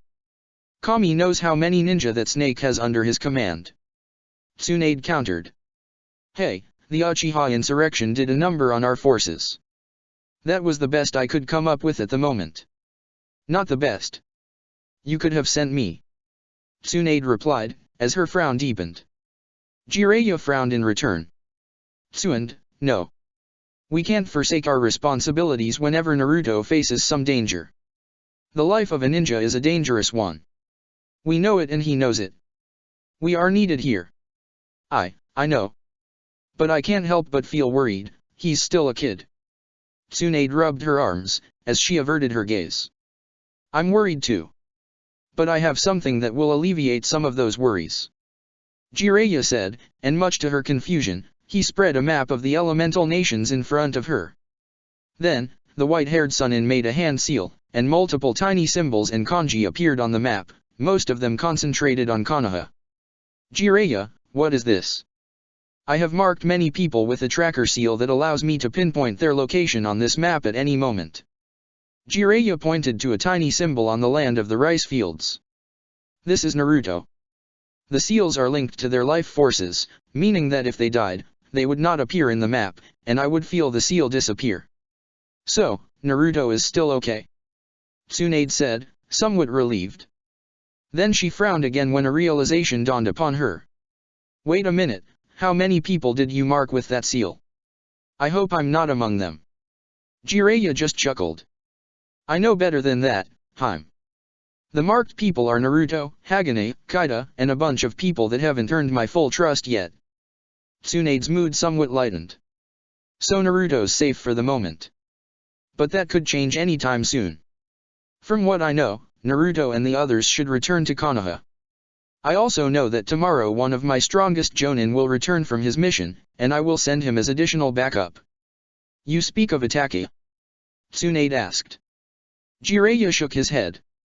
He was my first option, but sadly he won't come back in time. Fortunately, I got news that another group finished their mission, and sent them a message to go to the land of the rice field to assist Naruto's group. They're Umbu, so they should be enough. If you say so.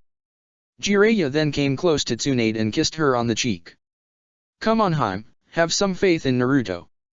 I'm sure that tomorrow night he will be back here in one piece, and we will laugh at how worried we were. Tsuan sighed, but solemnly nodded. Okay, I'll try not to get too worried. Sawa Town, next morning. The 2 Jonin and 1 special Jonin were awake half an hour before the sun would rise. Asuma was up even longer than that since he had taken the last watch of the night. They woke up the 6 Genin and told them to wake up the villagers in return, so they could start the evacuation as fast as possible. The Genin did as instructed, but still it took almost an hour before everybody was ready to go. After taking one last look at their hometown, the residents of Sawa Town began their march. Shikamaru, Ino, and Koji were placed at the head of the caravan, which would serve as a reconnaissance force. Naruto, Hinata, and Haku were placed in the middle, and between Naruto's clones and Hinata's Byakugan, they would make sure that the caravan wouldn't fall prey to potential ambushes. And lastly, Kurane, Anko and Asuma were in the back, where it was more likely for an attack to come from. The atmosphere was tense. Very tense. And it wasn't just the civilians. The ninja, both children and adults alike, knew that they were in hostile territory, and they wouldn't be safe until they reached the land of fire. Anko decided to start a conversation, not just to keep her mind busy, but to get as many details of Orochimaru as possible. So tell us Kurane, what exactly did you see in the capital? Anko inquired. The city had been completely ravaged. There was some signs of a fight, but it appeared as if it was the work of a colossal beast rather than an army of ninja. Kurane recalled. That sounds awfully a lot like the job of a snake summon. Anko concluded. More than likely Manda, the snake boss. Orochimaru never earned his respect, and had to offer sacrifices in order to appease him. I guess that he probably summoned Manda to destroy the capital and thus get on his good graces, killing 2 birds with 1 stone. That bastard. Asuma growled. Those poor people never had a chance to begin with, right? Sadly, that appeared to be the case. These may as well be the last free citizens of the land of the rice fields. Too bad we couldn't save more. Kurane mentioned while she looked at the caravan in front of her. Anko smiled a bit. Hey, focus on the people you saved than on those you couldn't save. You did a great job. Kurane smiled in return. So, how long until we reach the border with the land of fire? Asuma asked. I guess that a couple more hours should do, give or take a minute. Anko replied. But I wouldn't put it past Orochimaru and his minions to ignore the borders and chase us into the land of fire. That would be a suicide. Orochimaru may be a madman, but even he knows that doing such a thing would be like declaring open war upon us. Kurane interceded. Well, you guys kinda entered his domain first. Because we got a mission request from one of its towns. Kurane loudly protested. If that bastard wants to use that to claim to other villages that Konoha invaded his dash. Kurane-sensei. A loud yell made the 3 Jonin to turn their head to the source of the voice, and saw Naruto, or rather, one of his clones, rushing at them. Naruto. What's going on? The blonde stopped in front of the three adults, panting. Hinata saw something with her Byakugan. A massive snake coming from behind. The three adults looked at each other, exchanging worried looks. How far? Asuma asked. The range of her Byakugan is 1 kilometer, so I guess it would be that. But now it will be even closer. It will take a couple minutes for the snake to arrive. Kurane walked to the clone and grabbed him by his shoulders. Naruto, Asuma, Anko, and I will take on the snake. Your team and Asuma's genin will protect the caravan while we fight. There might be a chance that this is just a trap to get us out of the way, so if you pick up more enemies or are under attack, send us a signal. Shikamaru knows a couple of fire jutsu, so that should work. Asuma added. Is that clear? Protect caravan, call for help if we're under attack. The clone repeated. Kurane nodded. Stay safe, and watch each other's backs. Kurane said before she stabbed 2 fingers on the clone's neck, dispelling it. The earth started to shake. The 3 adult ninja slipped into their usual fighting stances. Here it comes. The ground shattered as a massive, gray snake emerged from below. The 3 Konoha ninja leapt backwards, all of them making hand seals while in air. Fire release, Great Flame Jutsu. Asuma expelled an expanding stream of flames at the snake. Fire release, Dragon Fire Jutsu. Anko released flames shaped like a dragon that flew at the snake. Wind release, Great Breakthrough. Kurane motioned her arms forward, creating a huge gust of wind that increased the potency of Asuma and Anko's attacks. The snake loudly hissed in pain upon being hit by the attacks, its skin catching fire. The reptile, however, quickly shed its skin and put some distance between them. At that moment, 2 figures landed on the giant snake's head. Kukyaku, impressive display, I think you 3 will be more than enough to test my new abilities. One of the figures said. Anko's blood froze upon hearing the new voice. From atop the giant reptile was the unmistakable pale visage of Orochimaru, wearing the black and red Akatsuki cloak, smiling teasingly at her. Besides him was a glasses-wearing, silver-haired man that Anko paid no attention to. Orochimaru? Asuma asked, mildly shocked. I knew that he had conquered these lands, but I never thought that he would come out to fight us personally. Kurane replied, trying not to shake. She knew this was a foe in a league way above hers. Anko noticed her friend's reaction and decided to intervene. Don't be afraid of him. That's what he wants. Deep down, he isn't that strong. Orochimaru merely chuckled. Not that strong. You hurt my feelings, Anko-chan. Orochimaru's lips formed a cruel smile. But if you're so sure, you're welcome to fight me. The last time we saw each other I was on a schedule, but now I have plenty of time to spare. And I want to check how much have you grown since the last time we fought. Orochimaru-sama, what about the genin and the civilians? His lackey asked. Take care of them, Kabuto. Killing mere genin and civilians won't be a good way to test my new strength. Right. Kabuto then jumped from the snake and dashed towards the bulk of the caravan. Kurane attempted to stop the silver-haired Oto ninja, but in the blink of an eye, Orochimaru was in front of her, his expression unchanged. Now the 3 Konoha ninja were surrounded by the Sannin and his pet snake. I'm afraid I can't let you interfere with Kabuto's mission. But if you care so much about your students' well-being, it should serve as a motivation to defeat me, right? The snake Sannin chuckled. But even all the motivation in the world is useless without an equal amount of strength and the skill accompanying it. Listen, we don't need to defeat him. Just create an opening for one of us to leave and help our genin. Asuma suggested. As much as I enjoy a good conversation, I believe this chattering has gone long enough. Orochimaru adopted a fighting stance, while the giant snake behind prepared to pounce them. I agree. But first, let's even playing field. Anko bit her finger and ran through hand seals. Summoning Jutsu. From a cloud of smoke, a giant snake appeared, though it wasn't as big as Orochimaru's, it looked visibly surprised upon seeing one of its own, a reaction which was mirrored by the second snake.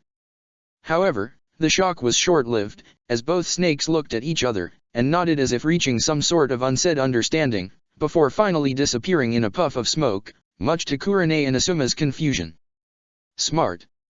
Really smart, Anko-chan. Orochimaru praised his former student, his smile remaining unchanged. Anko? What did you do? Kurane asked, a bit puzzled. Easy. Two summons of the same tribe can't fight each other. If two summoners are at odds, as is the case of Orochimaru and myself, then our summons will refuse to fight for us until the dispute is over.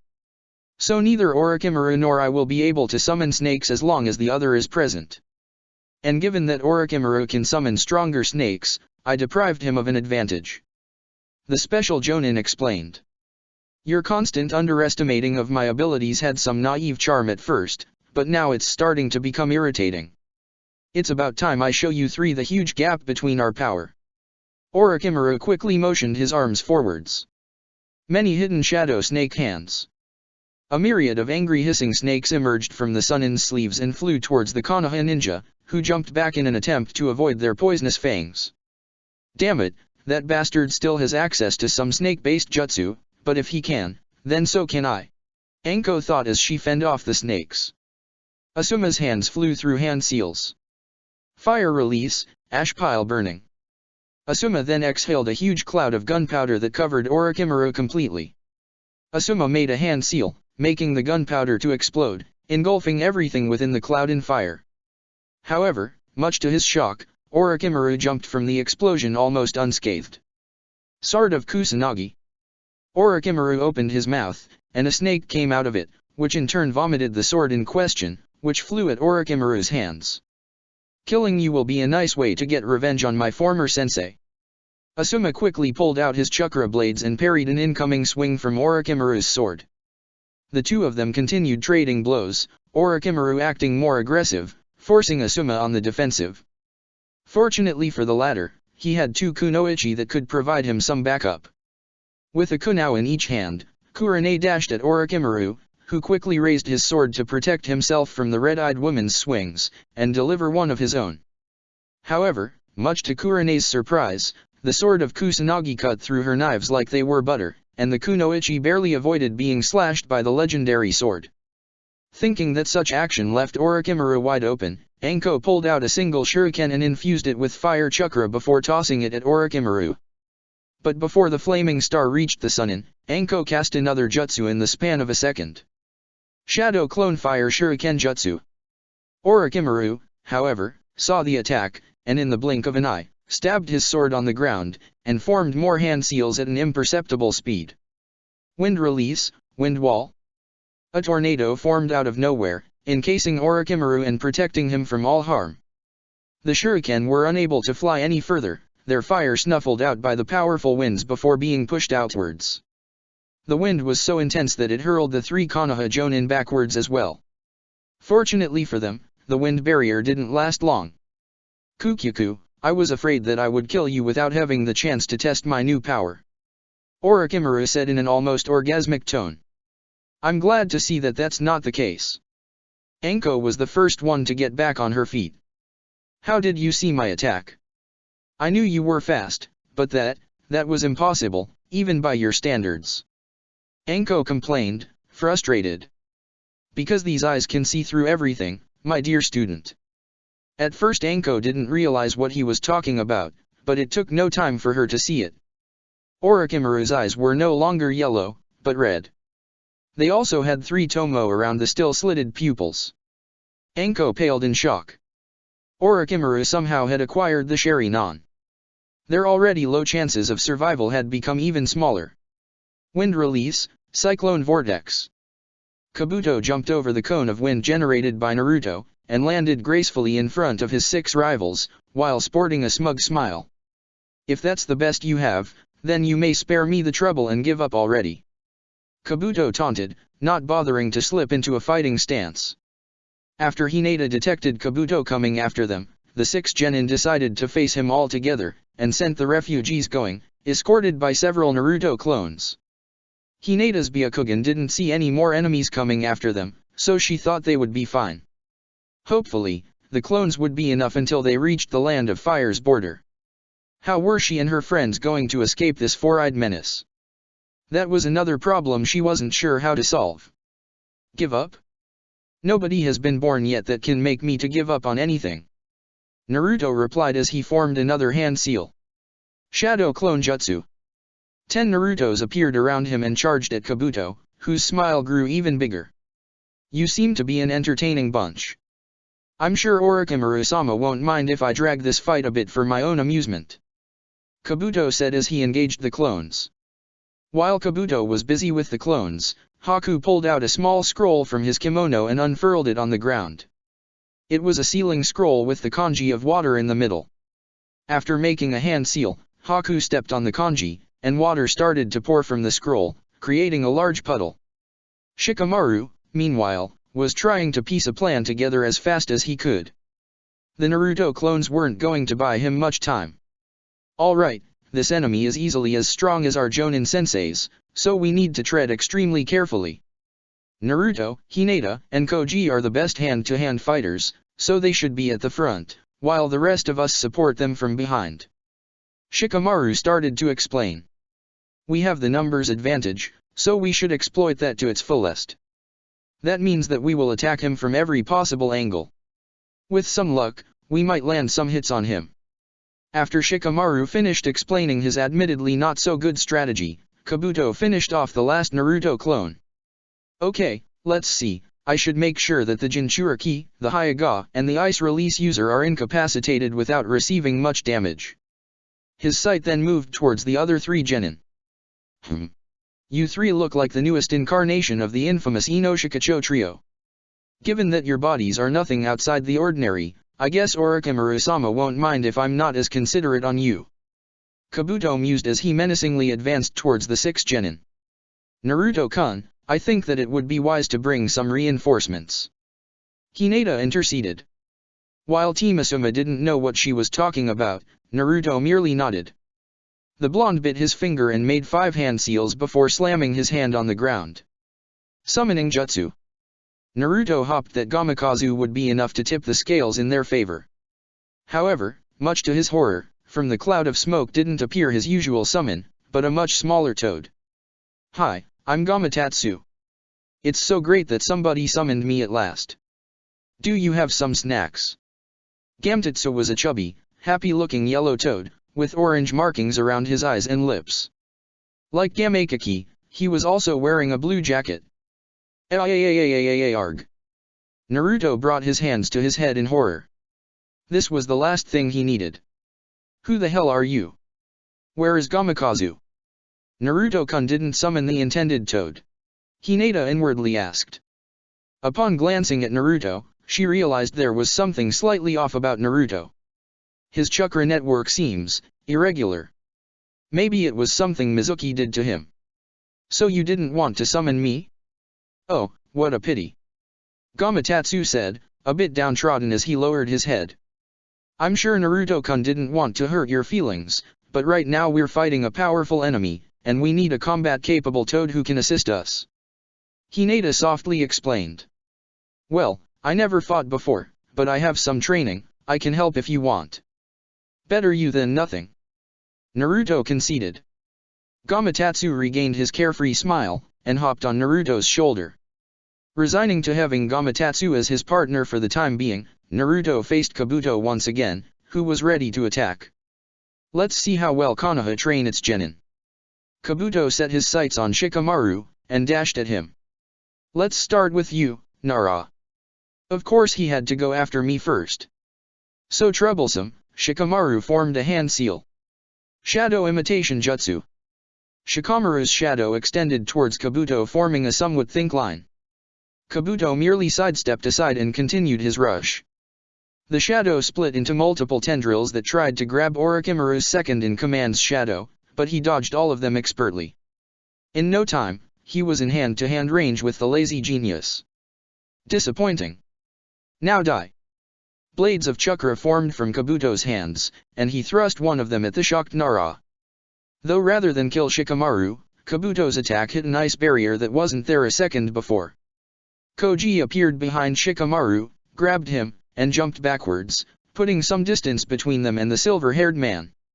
Wait, that looks like Mom and Shizun Nichin's chakra scalpels. Does that mean this guy is a medic nin? Naruto pondered. Guys, do not let him touch you with that. They can cause internal damage. This is my chance. Hinata thought as she ran towards Kabuto while she made some hand seals. Lightning release, thunder palm. Hinata's hands crackled with electricity, and upon reaching Kabuto, tried to hit him with a lightning-infused palm strike. Kabuto parried her attacks, and tried to cut her with his chakra scalpels, but Hinata was able to block them as well. Meanwhile, Haku was preparing an attack. Ice release, multiple piercing icicle shot. Suddenly, sharp icicles started to rain upon the Oto Jonin. He dodged some of them while shattering others. And the Konoha Genin weren't going to give him any time to breathe. Human bullet tank. Wind release, great breakthrough. Once again, Kabuto was barely able to dodge the massive rolling meat boulder that had become Koji, as well as Naruto's wind jutsu. He was so focused in doing so that he momentarily lost sight of what Shikamaru was doing. And that moment was all what the lazy genius needed, as Kabuto suddenly found it nearly impossible to move. Looking down, he realized that Shikamaru had trapped him with the Shadow Imitation Jutsu. Shadow Imitation Jutsu, success. Shikamaru announced, complacently grinning. However, his grin was short-lived as Kabuto started to overpower his jutsu. Congratulations for catching me, Nara, but that pitiful jutsu of yours is nowhere near enough to contain me. Kabuto said, not losing his cool one bit. Then maybe this will calm you down. Ino made a hand seal pointing at Kabuto. Mind Scream Jutsu. Just like the name of the attack implied, Kabuto felt as if somebody screamed into his eardrums, though it appeared as if the scream came from inside his head rather than outside. He tried to instinctively bring his hands to his head, but Shikamaru's jutsu didn't allow him to. Naruto, Hinata, Haku, attack him with everything you have. Shikamaru shouted. The three assault squad genin nodded, and prepared for the attack. Wind release, Toad Gun. Gamatotsu exhaled a huge stream of water, which was combined with a gust of wind created by Naruto. Ice release, Piercing Icicle Shot. Haku formed an ice spear that flew at Kabuto. 8 trigrams, Vacuum Palm. Hinata thrust her palm forward, releasing a vacuum shell. And now, my turn, Shikamaru said as he ran through hand seals. Fire release, Shadow Fire Thread. Shikamaru exhaled a small fire stream that ran along his shadow in a straight line. The 4 attacks collided, creating a huge explosion. Woohoo! Nice one, guys! Ino cheered, jumping and pumping a fist in joy. Ino's mood wasn't shared by Hinata, who saw what really happened through her Byakugan. He somehow used a body replacement in the last second. Hinata warned as she continued to scan the area for the silver-haired man. Haku-kun, he's right below you, underground. Haku jumped a fraction of a second before Kabuto's hands could catch his ankles. I'm going to admit that you brats are a bit stronger than I had expected. Kabuto said as he started to unearth himself. But the game ends now. I agree, said a female voice.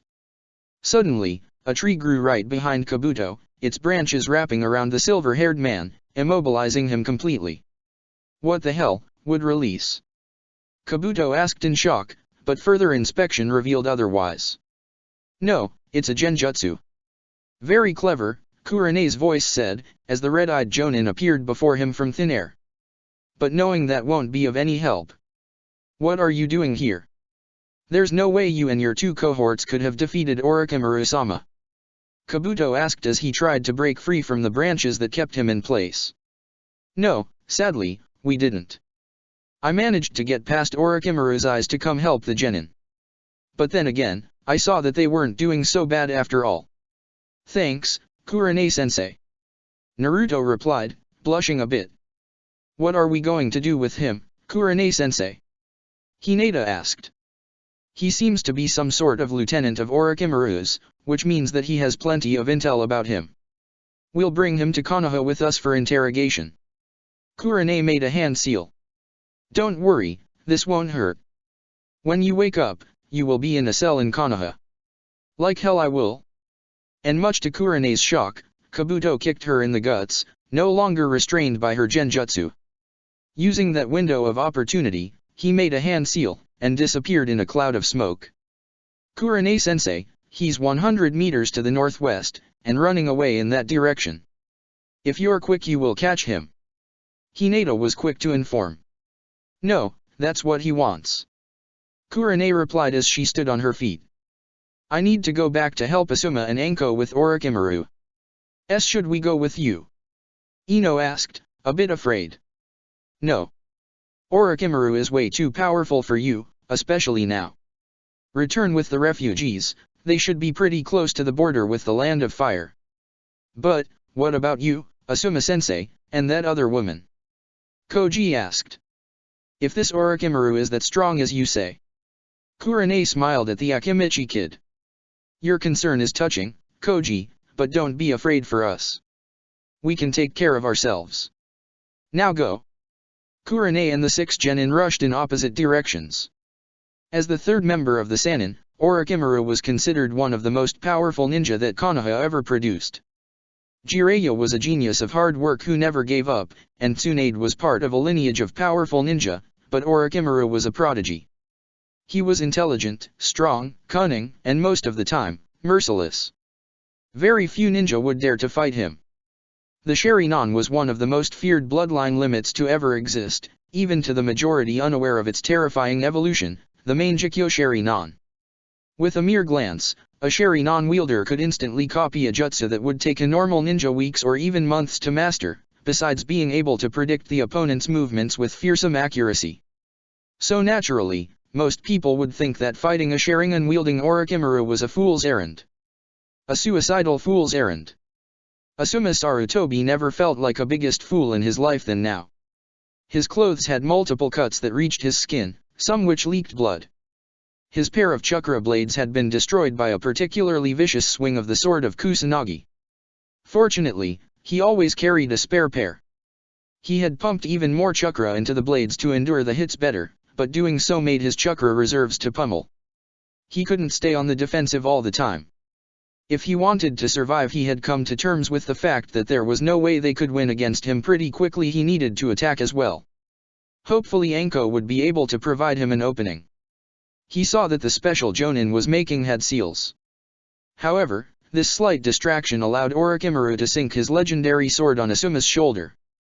Fire release, fire dragon bullet. Anko exhaled once again a dragon-shaped stream of fire at Orochimaru, which nimbly dodged, while acting as if the attack was just a nuisance. Grabbing his injured shoulder, Asuma took advantage of this and jumped backwards, and ignoring the burning pain, started doing hand seals. Wind release, dust cloud jutsu. Anko would swear that he heard 2 voices shouting the name of the attack. Which proved to be true as both Orochimaru and Asuma exhaled a gust of wind with grey dust on it against each other, clashing in the middle. Unfortunately, Orochimaru's attack had more power, and pushed Asuma's backwards. Fortunately for Asuma, he wasn't alone. Fire release, fire dragon bullet. Anko combined her fiery attack with Asuma's, creating a huge stream of fire with burning dust that quickly overpowered Orochimaru's attack. Unfortunately, the Sannin used the body replacement, leaving a log in its place, which was promptly obliterated. He copied my jutsu. Asuma exclaimed in disbelief. Now he knew how Kakashi's enemies must feel. The Sharingan is sure something, isn't it? Orochimaru gushed as he appeared in front of the 2 Konoha ninja. You don't realize how blind all of us are until you see the world through these magnificent eyes. Not that you will see much in the near future. Asuma. Anko. Kurane's voice called, as the red-eyed Jonin landed behind them. The refugees and the genin already crossed the border. We need to go. Right. Asuma, do you need any help? Anko asked to her male partner. My shoulder hurts like hell, but I still can go on. Let's go. Asuma said, as he and the female Jonin prepared for their escape. How cute, the prey think they can outrun their predator. Orochimaru was genuinely amused. His smile, however, turned into a scary snarl. Do you think you can escape from these eyes? The Sharingan is far from invincible, you traitorous bastard. Anko reached for her pouch, and pulled 2 smoke bombs, which she used to create a thick and wide smoke screen. While nothing escaped the Sharingan, Orochimaru still needed to see his opponents. If they escaped his vision, the Sharingan was pretty much useless. And as much as it pained the Sannin to admit it, a mere smoke bomb was more than enough to neutralize it and create an opening to escape. "You're merely delaying the inevitable," Orochimaru said, still amused, as he began the chase. The snake Sannin took no time to reach one of his so-called prey, Asuma Sarutobi. Asuma had suffered some serious injuries in his duel against the Otogakuer leader, and thus was the slowest. He probably told Kurane and Anko to go on without him, born out of some ridiculous sense of chivalry. His pale hands flew through hand seals as he prepared a jutsu. However, said jutsu never came to be, as he was interrupted by a barrage of kunao coming from his left flank. In no time, Orochimaru's Sharingan locked onto another pair of red eyes. So they actually were preparing a trap, and Asuma was the bait. That meant that Anko wouldn't be too far either. Big deal, the result would be the same. From what he could see, Asuma seemed to care especially for that woman. He decided to target her instead, and maybe lure Anko as well. And, as expected, Anko reacted with another barrage of kunao aimed at the Sannin the moment he appeared to prepare a jutsu. Orochimaru cursed on the inside. This was dragging on way too long. If he could summon snakes, then this hunt would have ended a long time ago. But as long as Anko was there, that wasn't an option. That meant that Anko had to go, even if her 2 partners wouldn't let him touch her. Once again, Orochimaru shifted her target, expecting a preventive attack from Kurane and Asuma. But said attack never came, and when Orochimaru cast his wind jutsu, Anko used the few seconds the Sannin had to slow down to increase the distance between them. "Keep going. I can already see the border," Asuma encouraged his female partners. "Do you think that a border between countries means anything to me?" Orochimaru replied back as he increased his pace. "Such trivialities won't stop me. You won't live to see the dawn of another day." "No, but maybe we can stop you," a new voice said. "Wood release, wood locking wall." Orochimaru's chase was stopped by several wooden pillars emerging from the ground, forming a thick and tall wall that stopped the Sannin in his tracks. Several Konoha Umbu landed on the top of the wall and on tree branches, surrounding the Sannin. "So, for the first time in years, you finally decided to show your face," Orochimaru, the leader of the Umbu squad, a man with brown hair who was wearing a cat-like mask, stated, while crossing his arms. "That will be your last mistake." "Kukyuku." Orochimaru couldn't help but chuckle. Despite the mask, he knew perfectly who was that man. "Ah, my old guinea pig. It's good to see you again. I see that you're making a great use of my gift. Your gift resulted in the death of more than 50 children, monster. And that's just scratching the surface of your disgusting career. You have a lot to answer for," the Umbu captain retorted. The rest of the Umbu started to unsheath their swords.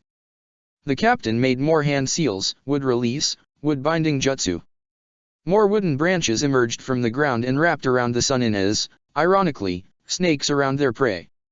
At the same time, about half the Umbu jumped from their positions and landed near the Sannin with their weapons drawn. Still, Orochimaru looked undeterred. "I guess that there's no way I can win against these odds, right?" Orochimaru asked. The captain smirked behind his mask. "You got it right. If that's the case, the best course of action will be a tactical retreat and try again under better odds. Farewell," and suddenly, Orochimaru melted into a puddle of mud, much to all the Umbu's frustration. The Umbu were about to chase him, but the captain stopped them. "Let him go.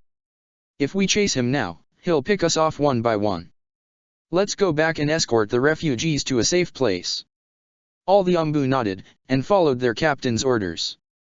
Hours later, the 9 Konoha ninja arrived at Konoha. The sight of the gates was truly a gift for their sore eyes. Kurane couldn't help but let out an almost exaggerated sigh of relief. "I never thought I'd be so happy to see the village," the red-eyed Jonin exhaustedly commented. "First mission out of the village, and we run into freaking Orochimaru. I'm sure other ninja also had similar misfortunes during their first mission. Such is our life." Anko shrugged. "And you 3? Kurenai turned to cast murderous glares at her team. If I ever hear you complain again about doing D-ranks, I'm going to use you as practice dummies for my A-rank genjutsu, understood? While Hinata and Haku nodded and whimpered, Naruto wasn't deterred. Hey, we only wanted a little more excitement, none of us asked to fight against an S-rank ninja. Speaking of which, Shikamaru spoke up, while looking at his sensei. Asuma-sensei, did you know that we would face ninja of such caliber? Because this was the first time we also left the village as well. Asuma sighed, trying to suppress his guilt. Yes. But my intention was to keep you from the fights. Your job would have been to help the other genin escort the refugees, while Kurenai, Anko, and myself did the heavy lifting. Of course, none of us were expecting that Orochimaru himself would show up. But all of us came out of that alive, and that's what it counts. Live today to continue kicking ass another day. Anko cheerfully added. Given who we actually had to fight, I wasn't expecting you to be so cheerful, Anko. Kurenai commented. Anko just shrugged. I already told you that I'm good at seeing the positive side of things. If I wasn't able to, well, I don't think I could ever get out of the bed every morning. That, and the thought that that bastard will pay someday, preferably at my hands. After crossing the gates, the genin were dismissed, while the adults headed to the Hokage Tower in order to report Jiraiya the outcome of the mission. Senja residence. Hey, I'm home. Naruto announced as he walked in. Mom? Shizun Nichan? Kaida? Hagane? Naruto? The orange-clad boy heard Tsunade's voice as she entered the living room. Oh, I'm so glad to see you back. Hehe, it was nothing, Mom. I know that the mission kinda went south, but in the end everything came out fine. Naruto replied with a foxy grin. Tsunade sat in the couch and patted a spot near her, hinting Naruto to sit as well. Come on, this was your first mission out of the village, tell me everything. Okay. You see, after a day or so traveling, we arrived at this town that... Naruto's tale started harmless enough, but it quickly took a dark turn with the mention of Mizuki, the academy teacher who fled from Konoha the night of the Uchiha insurrection with the scroll of seals in tow. If that traitor was working for Orochimaru, then that meant that the fallen Sannin had the scroll in his possession as well. But that was nothing in comparison to what happened next. Wait, you said that Orochimaru personally went to fight you. The horror in Tsunade's voice could be heard. Yeah, but Kurenai-sensei, Asuma-sensei and Anko kept him at bay. By the way, he somehow had a Sharingan despite not being an Uchiha. But then again, Kakashi-sensei also has one. Orochimaru has what? Tsunade was close to hyperventilating. The fact that Naruto had survived this mission was a miracle. Calm down, Mom. I already told you that everything went fine in the end. The Umbu arrived in time to drive Orochimaru away and escort the refugees to a safe place. Yeah, sorry, it's that, well, I was worried about you. This was the first time you left the village, and had to face one of the worst missing nin of the entire elemental nations. Tsunade forced herself to smile. But let's be thankful that both you and your teammates returned in one piece. I'm sure this won't happen the next time. Still, what you told me about the land of rice fields and Orochimaru was worrying, to say the least. Your father needs to take some action against this, or else this could blow up in our faces. Hokage's office. Meanwhile, Kurenai, Asuma and Anko just gave an oral report of the mission to Jiraiya, which was more or less nearly identical in essence to what Naruto told Tsunade, only with far more details. So, not only Orochimaru managed to acquire the Sharingan, but has his own country now, the white-haired Sannin sighed heavily. Things can never go right for us just once. What are we going to do, Hokage-sama? Anko asked. In my opinion, we should deal with this problem before it gets worse.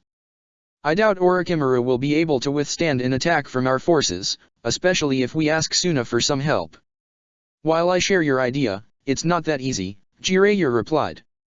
Orochimaru might ask for other villages' help, arguing that we're abusing our superior military to stop an emerging village from developing, and it could devolve into a massive war. No, first we must show the world that Orochimaru is a global threat before we take any action against him. Anko cursed under her breath, but nodded in resignation. What do you suggest to do, then?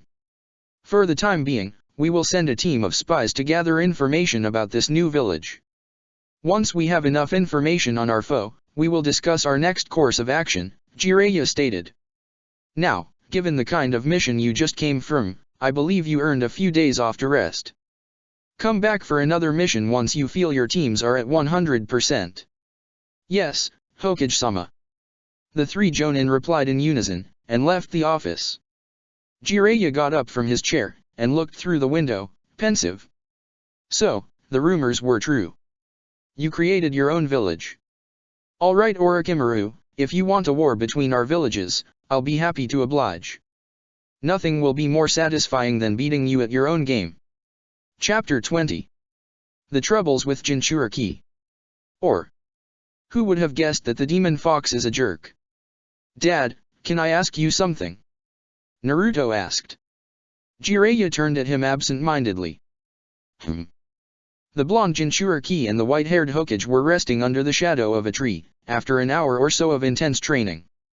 This time, Jiraiya had decided to come in person instead of sending a clone, and left Sarutobi to fill for him for the day, since there was something that he needed to do, something that a clone couldn't. What is your last name? The blonde asked. Why, Senju, of course. I thought you knew that, Jiraiya replied as if answering to something obvious. Naruto frowned in return. That's not what I mean, that's Mom's last name. He protested. I mean your last name before you married. Which, by the way, how is it that you got Mom's last name? In other couples, it's always the woman who gets the husband's last name. Is it because she's a Senju or something? Jiraiya chuckled. Yeah, you could say that, but it's actually way more simple. The reason I got her last name when we married is because I never had a last name to begin with. Naruto looked at him, eyes wide open in shock. What? And why not? You never knew about your family. Exactly. By the way, why this sudden interest in me, Naruto? I realized that I know a lot about Mom's family, mostly thanks to history books, but I know very little about yours, he explained, then he frowned again. Besides, you almost never tell me anything about you. Jiraiya shrugged. You never asked. Besides, a man has to keep a little mystery, right? He chuckled. But then again, I didn't think my life before your birth was all that interesting. How can you say that? You are one of the Sannin, and trained my biological father. Besides, I will judge if it's interesting or not, Naruto sharply stated. Now why don't you have a last name? Jiraiya cleared his throat to tell, in his opinion, the uninteresting tale of how he became a Konoha ninja. 50 years ago, the elemental nations were engaged in the first ninja war. Sarutobi, my sensei, as Tobirama's student, was part of the 7-man unit with the second leading it. There was this town whose name was lost to history, that Konoha ninja used to shelter and treat their wounded, before they were sent back to Konoha. So far, the Konoha ninja made a good job hiding their presence, but somehow, our enemies realized what Konoha was doing, and razed the village to the ground. When Sarutobi sensei's unit went to the village as usual, they found nothing but scorched ruins, dead people, and a single survivor, a baby, not even a year old, with snow-white hair. Sensei took that baby, and brought him to Konoha, and he grew up in an orphanage. When that baby turned 5, he learned about what happened to the place he was born in, the parents he would never know, and how he was saved by ninja. And thus, he decided to become a ninja himself. And that ninja was you, right? Naruto excitedly asked. Jiraiya laughed in return.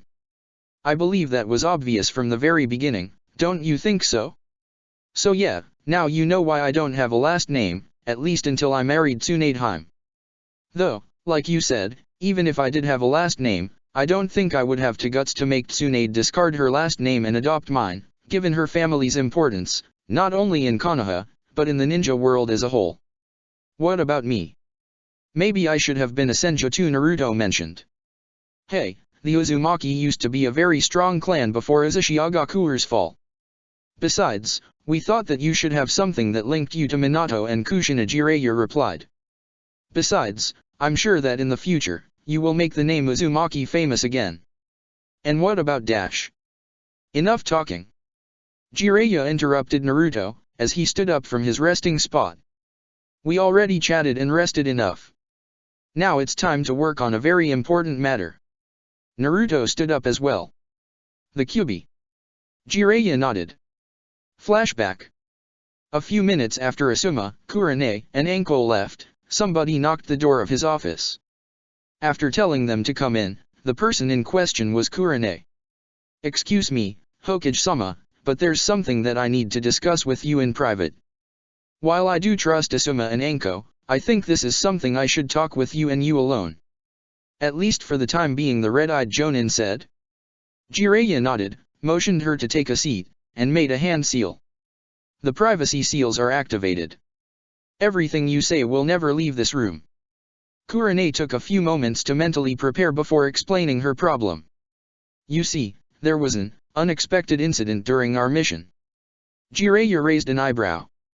You mean another one? Yes, poor choice of words. Anyway, I'll get to the point.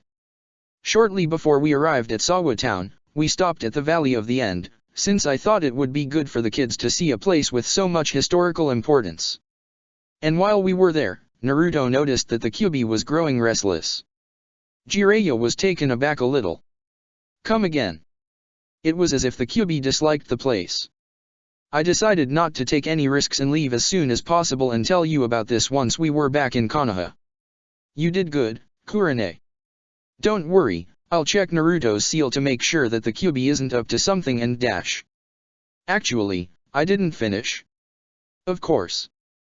There is always more, isn't it? Jiraiya threw his hands in the air. Okay, tell me.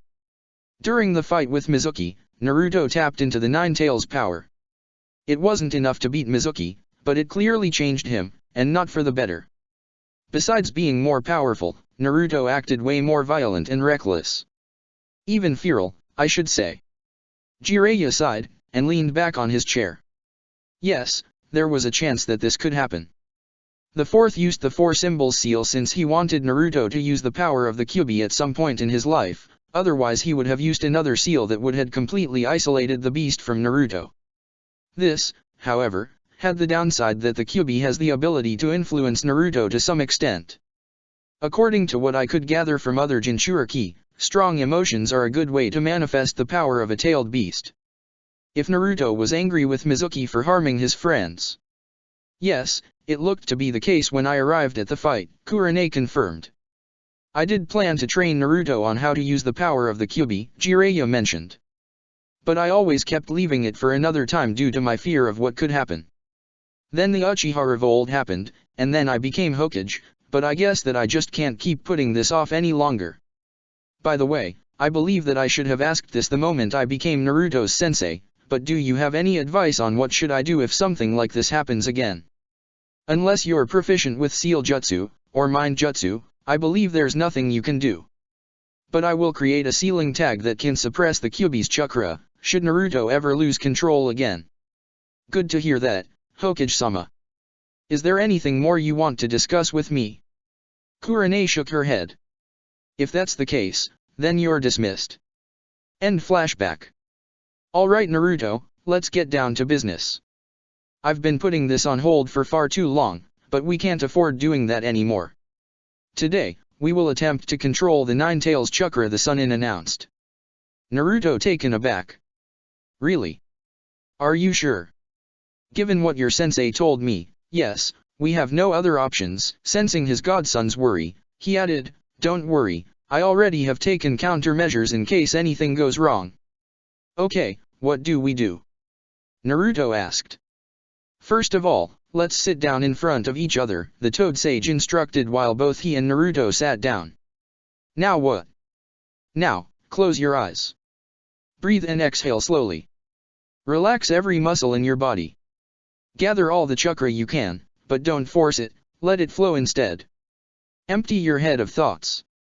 Once it's done, think on only one thing, the Nine Tails. Try to picture it inside your mind, and let your chakra drag you towards it. Jiraiya's voice started to sound more and more distant. Naruto felt like he was falling asleep, but while somehow still being awake. It was an almost surreal situation.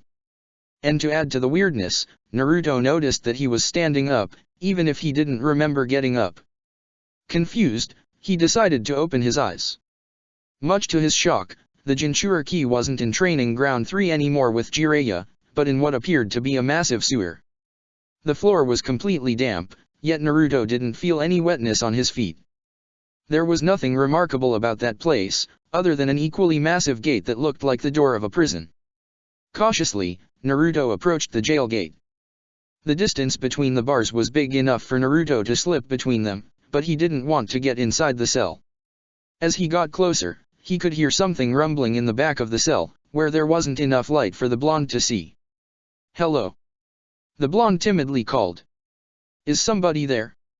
Naruto's answer came in the form of a loud grumble, as well as a pair of red eyes glowing in the darkness, looking into his very soul. "Oh? Look who finally came to pay me a visit." Naruto found the guttural voice vaguely familiar. Naruto gulped, and cleared his throat before speaking. "Are you, the Nine Tails?" The occupant of the cell moved closer to the gate, and now Naruto could see a massive orange fox with multiple tails. Naruto didn't count them, but he guessed there would be 9 and red eyes that glowed faintly. "Your observational skills are worth praising, brat. I'm sure that you are considered a prodigy among your peers." Naruto could swear that the fox was mocking him. Still, he decided to ignore that jab, and get to the business at hand. I'll take that as a yes." "What is this place?" Naruto asked. "Your tiny human mind would be unable to grasp the nature of this place that is my prison, but a very simplified description would be a pocket dimension created with your chakra that exists within you," the Kyuubi answered. "A pocket dimension, within me?" Naruto dumbly echoed. True to the Kyuubi's words, his young mind didn't really understand those words. It didn't matter, he could ask Jiraiya about it later.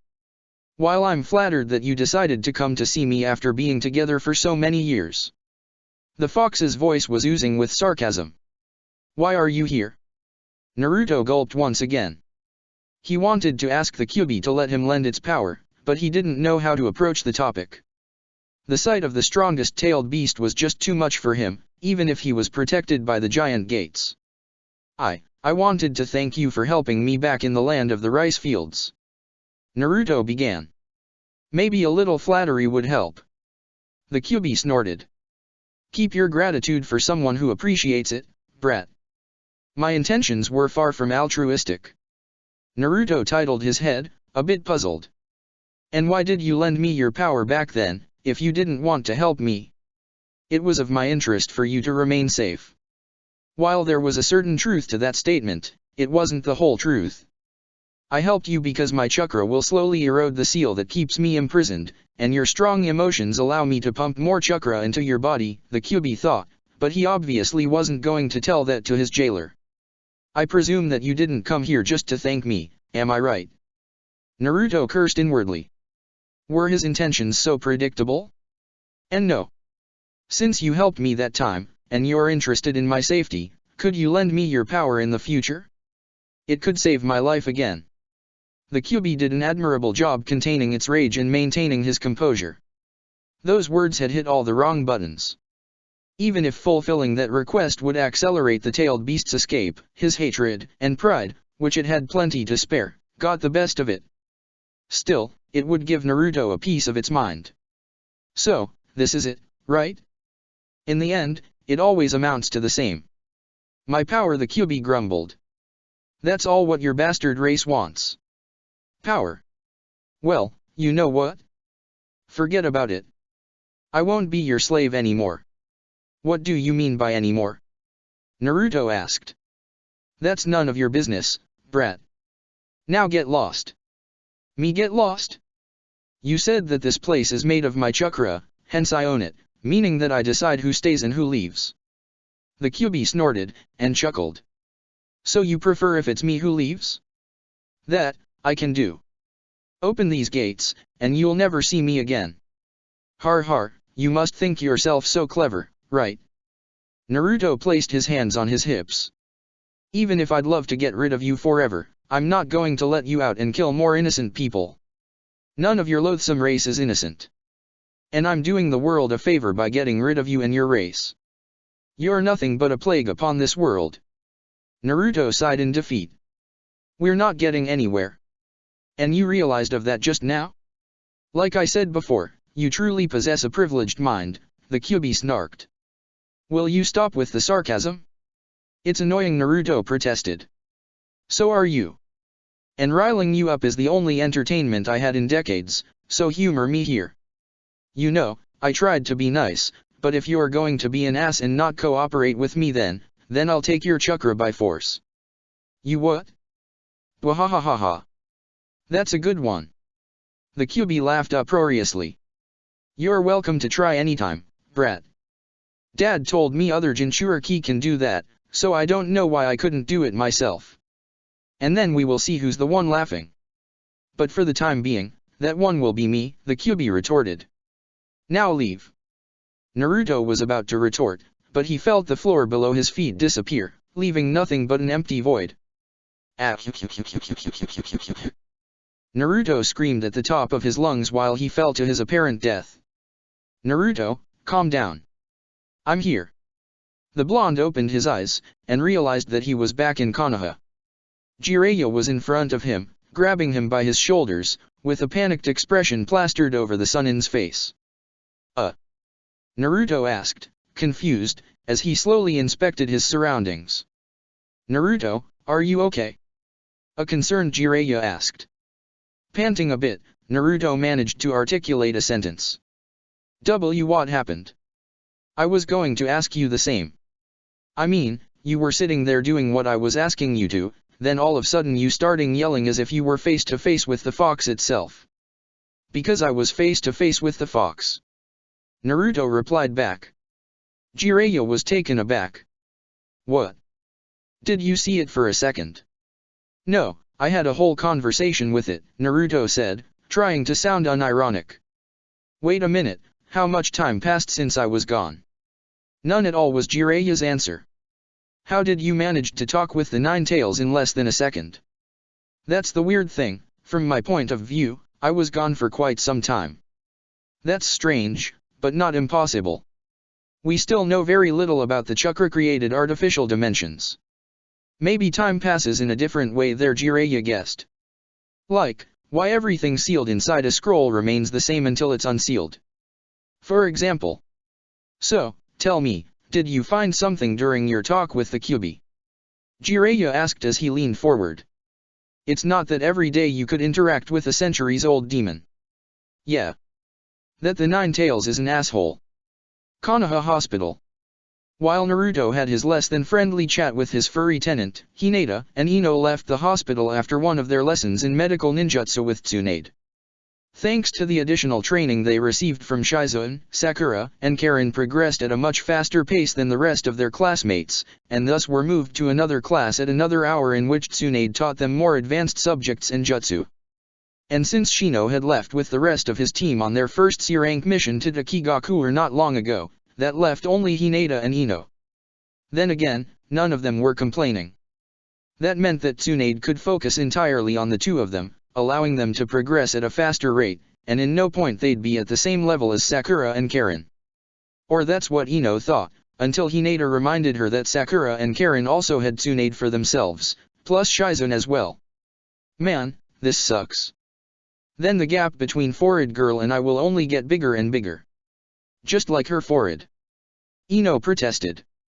Well, that's because Sakura-san is focusing all her time and efforts into becoming a medic nin. We also have to master our clan's jutsu as well, Hinata observed. You have a point there, Ino conceded. But that doesn't make it suck any less. Just because Sakura-san surpasses us in a single field doesn't mean that she's a better kunoichi than us, not that Hinata minded much if Sakura became a better kunoichi than her. She wasn't a competitive person. I mean, we're still better than her at both taijutsu and ninjutsu, right? Once again, you make another good point, Ino replied. Hinata cleared her throat, and mentally prepared herself for her next question. She wasn't a busybody, but there was something about Ino and Sakura that got her curious, and this was a good chance to bring up the topic. Ino-san, can I ask you something? It's a bit personal. Much to Hinata's confusion, Ino's mouth formed a huge grin. So you finally decided to tell Naruto about your feelings. And of course, you want some advice from me. Okay, listen carefully. The first thing you need to do dash. It's not that. Hinata interrupted, blushing furiously. Even she was surprised on how much she raised her voice. I meant, personal about you. Ino's grin disappeared, and was replaced by an expression of mild confusion. Oh, yeah, sure, what do you want to know about me? It's about you and Sakura-san. Hinata noticed Ino's mood darkening. Still, she decided to keep going. I remember back in the academy that the two of you used to be inseparable, but then you drifted apart. What happened? Despite the question, Hinata already imagined the answer, but she thought that there was more to it than her mere conjectures. The Yamanaka heiress sighed, and smiled sadly at Hinata. Boy, people should be wary of you silent types. You make it look like you are not even there, but you see and listen to everything, don't you? Hinata smiled back at her. Those are the markings of a ninja, aren't they? A fair point. The third one in a row. You're on fire today, girl, Ino mentioned, chuckling, before her expression turned serious again. Yeah, Forward Girl and I used to be besties, as it's usually said. She used to be bullied because of that billboard of hers she calls a forward, and let's say that I couldn't stand it, and defended her. That's how we met each other, and became friends. And, what happened then? Both of us had a liking to one boy, you know who I'm talking about. Naturally, we couldn't be friends and love rivals at the same time, so it was inevitable that our friendship ended. But you don't like Sasuke-san anymore, right? Exactly. Ino already guessed where Hinata was going. But Sakura still does, and that's why we can't be friends again. This isn't a matter of a love fight anymore. She can't be my friend while pursuing somebody of the same clan who murdered my father. Ino-san, don't you think you're being unfair to him? Sasuke-san might be an Uchiha, but he didn't take part in the coup. Ino looked at Hinata with her eyes wide open in disbelief. Hinata, how can you say that? I would never imagine that you, of all people, who also lost your father to the Uchiha, as well as many other clansmen, would defend Sasuke. It's that, I don't think it's fair to judge him for what others did. His situation is too similar of that of Naruto-kun. What do you mean? Naruto-kun holds the Kyuubi inside him, but a lot of people used to blame him for the destruction and death caused by the Kyuubi. Others think he'll turn evil due to the Kyuubi's influence, or that the Kyuubi will escape at any time, but none of what the Kyuubi did is Naruto-kun's fault. Ino averted her gaze. I know what you're trying to say, but whenever I see Sasuke, when I see his clan crest, when I see a Sharingan, I can't help but remember that horrible night, and the news about Dad's death. It was the same for me too, Ino-san. Hinata placed a hand on the blonde's shoulder. And I'm not saying that you should befriend Sasuke-san, just that, you shouldn't judge him unfairly. I'll try, but don't expect me to be chummy with him or anything. And now that that's out of the way, do you think that there's a chance that Sakura and you might bury the hatchet? Ino sighed. It's not that easy, Hinata. There's still a lot of bad blood between us that will take some time to overcome. If we overcome it, by the way, why are you so interested in my past friendship with Forward Girl? This time, it was Hinata who averted her gaze, as she started to twiddle her fingers. Well, it's that, before meeting Naruto-kun, I didn't have any friends, not even in my clan. And if for whatever reason Naruto-kun and I stopped being friends, I don't know what I would do. That's why I think that what happened between you two is really sad. You and Sakura-san had a great friendship, and it would be a pity to see it go like that. I see, boy, it's really sad when you put it like that. Still, I don't think I would be able to walk to Sakura and ask her to forget about the past 5 or so years of non-stop mutual hostility, Ino replied. Maybe Sakura-san feels the same as you do. That's a possibility, but for the time being, I'm not ready to take that step. Hinata looked at Ino, and smiled. It's okay. I don't want to force you to do something that you don't want to do. Still, this little talk made me think. Ino looked at the sky, as if thinking of the future. Well, I gotta go. Asuma-sensei will be mad if I'm not on time for our daily training. It's okay, I also have some training to do as well. And next time, we will talk about something personal of your life. Despite sounding so menacing, Ino winked at Hinata. The Hyuga heiress knew all too well what the blonde girl was referring to. Takigakure. Kakashi's animal squad had taken their first C-rank mission, to escort the young leader of Takigakure, Shibuki, back to his home village. So far, the journey happened without any incident. Not even bandits attacked them, and the group of 5 arrived to the minor ninja village with their client untouched. After a job well done, Kakashi was ready to go back to Konoha, but his 3 genin begged him to let them stay in the village at least a day, so they could get to know it better, and maybe have the chance to meet ninja from another village besides Shibuki, that is. It was a way to make up for the boringness of the mission. Not in the mood for arguing, Kakashi decided to indulge them this time around, seeing no harm in letting them spend one more day outside Konoha. The village of Takigakure was built around a river, surrounding a small delta on it. A massive tree grew in the middle of said delta, whose branches and leaves were so lush that they almost completely blocked the sky.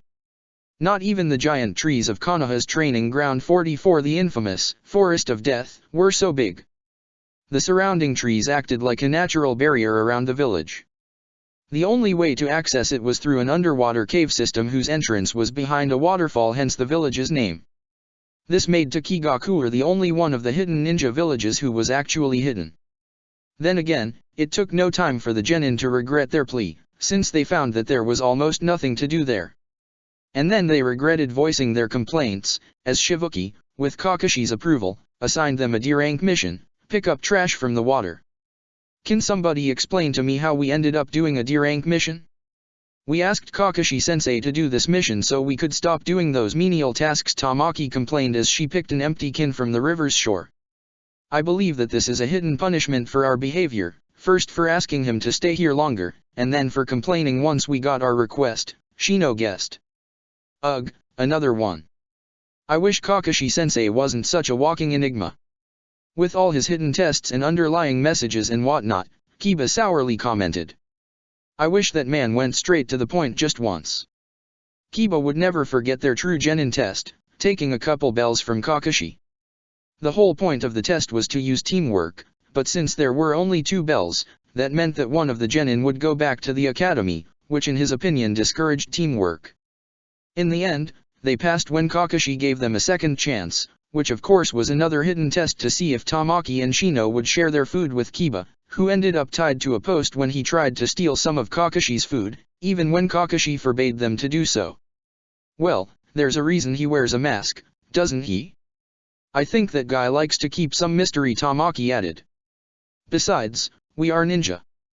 As Kakashi-sensei said, we need to see underneath the underneath. We can't expect him to give us all the answers. And Shino suddenly grew silent. Shino? Is there anything wrong? Tamaki asked. Don't you hear that? Nobody said anything so they could hear whatever Shino was hearing. Soon, Kiba and Tamaki heard a buzz. It sounded like a flying insect, except much louder, which meant that it was a huge insect. While Shino knew of quite a few giant insects already, all of them made a different noise when they flew. This was something Shino had never seen. The buzz is getting louder, which means it's coming in our direction. Nobody could be able to tell, given his usual stoicism, but Shino was really excited. A shadow quickly passed above them. They both looked upwards, and were surprised by what they saw. It wasn't an insect, but a girl. A girl with insect-like wings protruding from her back. The flying girl paid them no mind, and flew towards the giant tree in the middle of the lake. Again, nobody would be able to tell the difference, but Shino was speechless. What was that? Kiba asked. Shino. Tamaki asked, upon seeing his silent teammate staring into the direction the winged girl flew. Soon, it was obvious what was going through his head, and she knew what to do. Shino, if you want, you can go and find that girl. Kiba and I will do your part. Hey. Kiba wasn't kind to people speaking in his name, especially when it came to do additional work. Shino was snapped from his stupor.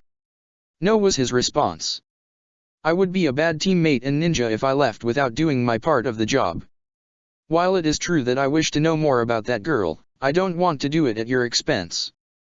What, Shino interested in a girl? That's new. Kiba smirked at the Abarame. If that's the case, I'm with Tamaki. Besides, we've been working for a couple hours and picked up most of the garbage. We can finish this without you. I see. Thank you then. I won't forget this, Shino said before leaving. Konoha, Training Ground 10. Team Asuma was resting under the shade of a tree after an intense training session with Asuma, which soon would resume. Koji was eating chips as usual, while Shikamaru looked at the clouds, and Ino filed her nails. Then, she suddenly perked up. Ino? Koji asked. My gossip senses are tingling, Ino stated. It feels almost like a boy we know developed a crush on a girl he just met. You can sense people's relationships? Shikamaru asked in disbelief. Troublesome. Scary is the word I'd use, Koji added, sharing his lazy teammates' disbelief. Back into Kigakure. It took very little time for the Abarame's Kikai bugs to track the mysterious flying girl, who was now happily sitting on one of the tree's extremely large branches, doing nothing in particular. Shino studied the girl before approaching her. She was his age, more or less. She had mint green hair, tan skin, and orange eyes. She was wearing a short sleeveless white midriff shirt with fishnet armor underneath, long white armlets, and fishnet shorts with a short white apron skirt over it. She was wearing a Takigakure headband tied to her right arm, in a similar fashion to Shikamaru, which meant that she was one of the village's ninja. She was also carrying a red, cylindrical backpack. After some internal debate, Shino decided to make his presence known to the girl. Hello, the Abarame laconically said as he walked towards her. The green-haired girl was a bit startled, then she looked at the approaching Konoha ninja and smiled. Oh, hi. You aren't from here, are you? I don't remember seeing you before. Your assumption is correct. My name is Shino Abarame, and I'm from Konoha. My team came here while escorting the leader of this village. In less than a second, the girl was now standing up in front of him with her hand stretched.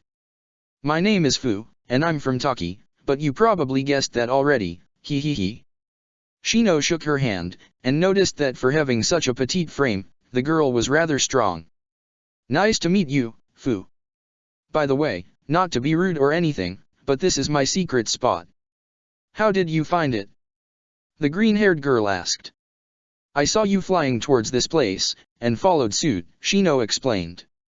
So, you saw a pretty girl, and decided to follow her like that? My, what a stalker you are. Fu joked, as she punched him in the shoulder. I don't do that with every girl I see, Shino replied, a bit defensively. Oh, so there was something special about me that caught your attention? Fu asked, smiling at him. Care to tell me what it is? It's your wings. And excuse me if I'm being too blunt, but could you show them to me? Oh, don't worry, it's okay, look. Fu turned around, and two long, insect-like green and orange wings sprouted from her hips, surprising Shino a bit. So, what do you think? Fu playfully asked while fluttering her wings a bit. You can touch them if you want. I prefer not, Shino awkwardly answered as he tried his hardest not to blush. How did you get those wings? Fu's wings disappeared. The girl suddenly lost all her cheerful attitude, grew a bit somber, and started rubbing her arm. I'd love to tell you, but Shivuki told me not to tell anybody out of the village about my wings, sorry. I see. Shino adjusted his shades. Can you tell me at least if it's something anybody can learn? Maybe I can learn to do that on my own. Fu chuckled. I don't think so, Shino. Let's say it's an unique ability of mine.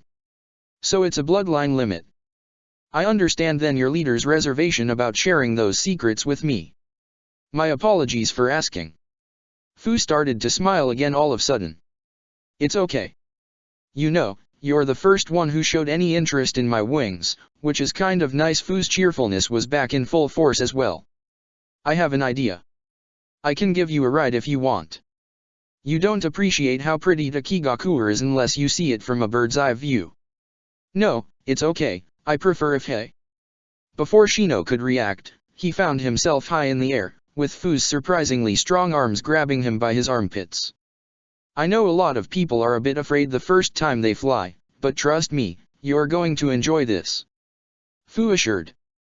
Shino was too terrified to protest or even scream. Training Ground 8. Wind Release, Cyclone Shockwave.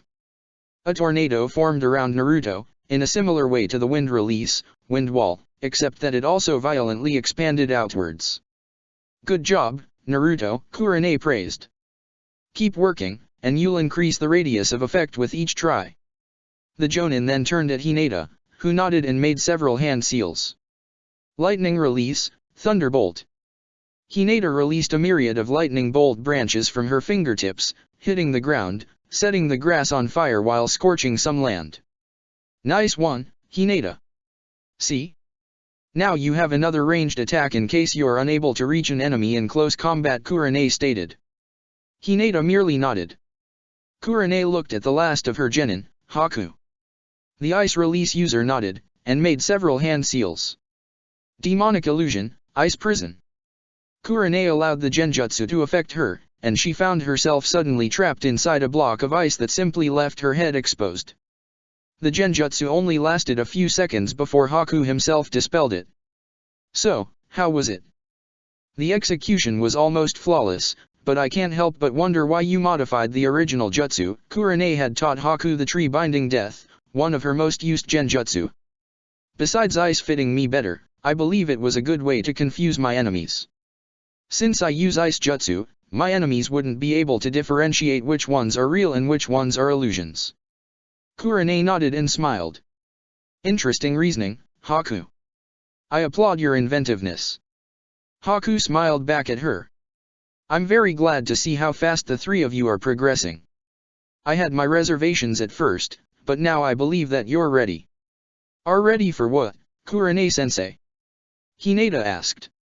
A dangerous mission? Please let it be a dangerous mission. Naruto excitedly shouted. Kurane just shook her head, and chuckled. Despite that close call with Orochimaru, Naruto still wanted more missions like that. Then again, Naruto didn't have to fight Orochimaru, that honor fell upon her and her friend's shoulders. Actually, better than that, Naruto. The Chunin exams are in less than 2 weeks, and if you pass them, you will be promoted to Chunin, the raven-haired sensei explained. Whoa, that's even better. That's what I said. Though in the end, the ultimate decision is yours. Kurane looked at them. But you don't look like you want to miss this, am I right?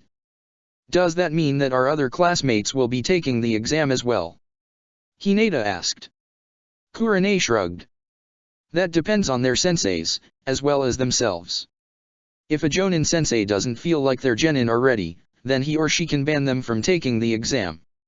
And just like I told you, the genin themselves must feel that they're ready, or at least willing, to take the exam. As for myself, I'll recommend you when Hokage-sama calls for the meeting. Nighttime, send your residents. It was a rare sight to see all 6 members of Naruto's adoptive family to have dinner at the same time, given that Jiraiya and Tsunade were often missing due their duties as Hokage and Chief Medic of the Konoha Hospital, respectively. But today wasn't one of those days. Which was perfect for Naruto, who wanted to announce his participation in the exams. Hey, Dad, Kurane-sensei said that the Chunin exams are going to be soon, right? Naruto asked. Jiraiya nodded. Yeah. This time they will be held here, meaning that it's my responsibility to ensure that they go on without a hitch. Tsunade cleared her throat. Did Kurane mention if she was going to recommend you? You can bet she did. Man, I can't wait for the exams to arrive, and I get to show people how strong I got since the academy. Naruto boasted. You graduated the academy 3 months ago. Don't be in over your head. Those exams are nothing compared to the ones you take in the academy. People actually die there, Tsunade sternly replied. Well, I have an S-rank mission under my belt, so I think I can handle it. Upon seeing Tsunade's scowl, Naruto added, but yeah, I'll be careful, Mom. I won't give you a reason to worry. Tsunade's scowl disappeared, and was replaced by a content smile. Then she realized of something, and turned to her apprentice. Shizun, what about your team? Are you going to recommend them? The black-haired woman nodded. The 3 of them are rather strong, and their teamwork has improved a lot since the time I became their sensei. Sakura and Karen don't bicker as much as they used to. Would you say that Sasuke is stronger than me? Naruto asked. Shizun looked at him and smiled. Well, it's hard to tell. Both of you are really strong, so I couldn't say unless I saw you fight against each other. That has an easy solution then. Tomorrow I'll challenge Sasuke to a fight. Jiraiya just shook his head. Naruto, you should stop obsessing about beating Sasuke. A rivalry can be a good motivator to improve one's self, but it shouldn't be the only one. Tsunade dryly laughed. Look who's talking. You were obsessed with beating both Orochimaru and I as long as we were teammates. Jiraiya shot Tsunade an unamused look. That was completely different, it was a matter of principle. Besides, in the end, I surpassed both of you. Tsunade dropped her fork, and looked at Jiraiya incredulously. Excuse me? When did that happen? I've always been, and still am, way stronger than you. Shizun was sweating bullets, as her eyes drifted back and forth between Tsunade and Jiraiya. She didn't like where this was going. If the two of them decided to fight, the house wouldn't survive. Do you want to put your money where your mouth is? Jiraiya challenged. Tsunade merely chuckled, and continued eating. I'd love to, but I don't want to humiliate you in front of the kids, so let's leave this for another moment, okay? We were having a nice dinner. Jiraiya decided not to press the issue further, but this in turn raised another question. He looked at his godson. Naruto, why are you so determined to beat Sasuke? Is it because he was the strongest of your classmates? Yeah, but it's not just that, Naruto began. It's the way he acted. All cool and hip, with that, you're all beneath me, attitude. Well, Sasuke is a complicated kid. I don't think he means any harm. It's just his way to cope, Shizun interceded. It's obvious that losing most of his clan during the Uchiha insurrection affected him deeply, and the way some people treat him for being an Uchiha doesn't help matters. But we're working on that. He simply needs a positive influence in his life. Well, Hinata lost her dad that night too, and she doesn't act like Sasuke. Naruto protested, crossing his arms. Naruto-kun, everyone has a different way to cope with loss and tragedy, and it's unfair to expect everybody to react the same way to such events, Shizun countered. At least it wouldn't be so bad if all the girls didn't act like he's the most interesting guy in the world. Tsunade leaned forward, and smiled mischievously. Oh, so that's what this is about? Is there a girl you like who has a crush on Sasuke? Naruto almost choked on his food. What? Of course not. Naruto then turned a bit red and averted his gaze. But you know, it would be nice to be as popular with the girls as Sasuke is. I mean, almost every girl worships the ground he walks on, and he hardly cares. Naruto nii-san, what about Hinata-chan? She's really cute, Kaita piped in. Yeah, and she doesn't drool over Sasuke, Hagani added. What? Naruto barked in shock, blushing furiously. But, Hinata's my friend. Ah, look at him, getting all red. Tsunade teasingly said. The twins started to sing. Naruto and Hinata, sitting on a tree. KIS-. As much as Jiraiya wanted to join in the fun, he decided to cut Naruto some slack. Let's change the topic, okay? We're making the kid feel uncomfortable. I know that girls are a delicate issue, especially given the age you're in. What's wrong with my age? Nothing. But you and I will have an important talk soon. Don't worry, it's nothing bad, Jiraiya smiled impishly. Naruto just raised an eyebrow. Taki, next morning. Kakashi's animal squad was ready to return to Konoha. The copy ninja had to admit that, in hindsight, it was a good thing that they decided to stay. Turns out that a Taki renegade jonin named Suien, helped by several missing nin, were about to steal the village's famous hero water, an elixir that dramatically increases the power of those who drank it, albeit with a potentially fatal cost. Kiba, Shino, and Tamaki managed to stop Suien's minions from kidnapping several civilians to use as hostages in exchange of the hero water, while Kakashi and Shibuki dealt with Suien himself. The Taki missing nin fell under the power of Kakashi's lightning blade. Thank you, all of you. You helped my village far more than what I had asked of from you, Shivuki said as he shook Kakashi's hand. No need to thank us. We were in the right place at the right time, Kakashi replied, rubbing the back of his neck. Besides, there's no way a single, unimposing man, as Suien with a bunch of followers would be able to threaten a whole ninja village. While Kakashi and Shivuki talked, Fu was saying goodbye to the Konoha genin. It's a pity you guys have to leave so soon. I'd love to get to know you better, Fu said, pouting a bit. Shivuki doesn't let me out of the village since it's dangerous, and there are almost no kids my age here. This village is small, you know. It's okay, you can always write, Tamaki suggested. Or we can just come to pay you a visit. Taki isn't that far away from Konoha, Kiba added. Like my friends and teammates said, we will do our best to keep contact, Shino finished. Fu then pulled the three of them into a bone-crushing hug. Ah, you guys are awesome. The green-haired girl cooed. Then, she whispered into Shino's ear. Though, we might see each other sooner than you think, hehe. Konoha, Hokage's office. Jiraiya was at his office this time. It was really him, not a clone doing the usual paperwork, when somebody entered the room. Turned out it was Sarutobi. He looked mildly worried, as he was holding a small scroll in his hand. He stopped what he was doing and nodded his former sensei to speak. Jiraiya, we got a message, Sarutobi began. From Kumo. The Sannin's curiosity spiked. He hasn't heard from that village ever since the Hyuga affair 9 years ago. He wondered what they wanted this time. What is it, sensei? It's about the Chunin exams. Kumo is going to send several teams to undertake the exam here. Check the description for the links to the author.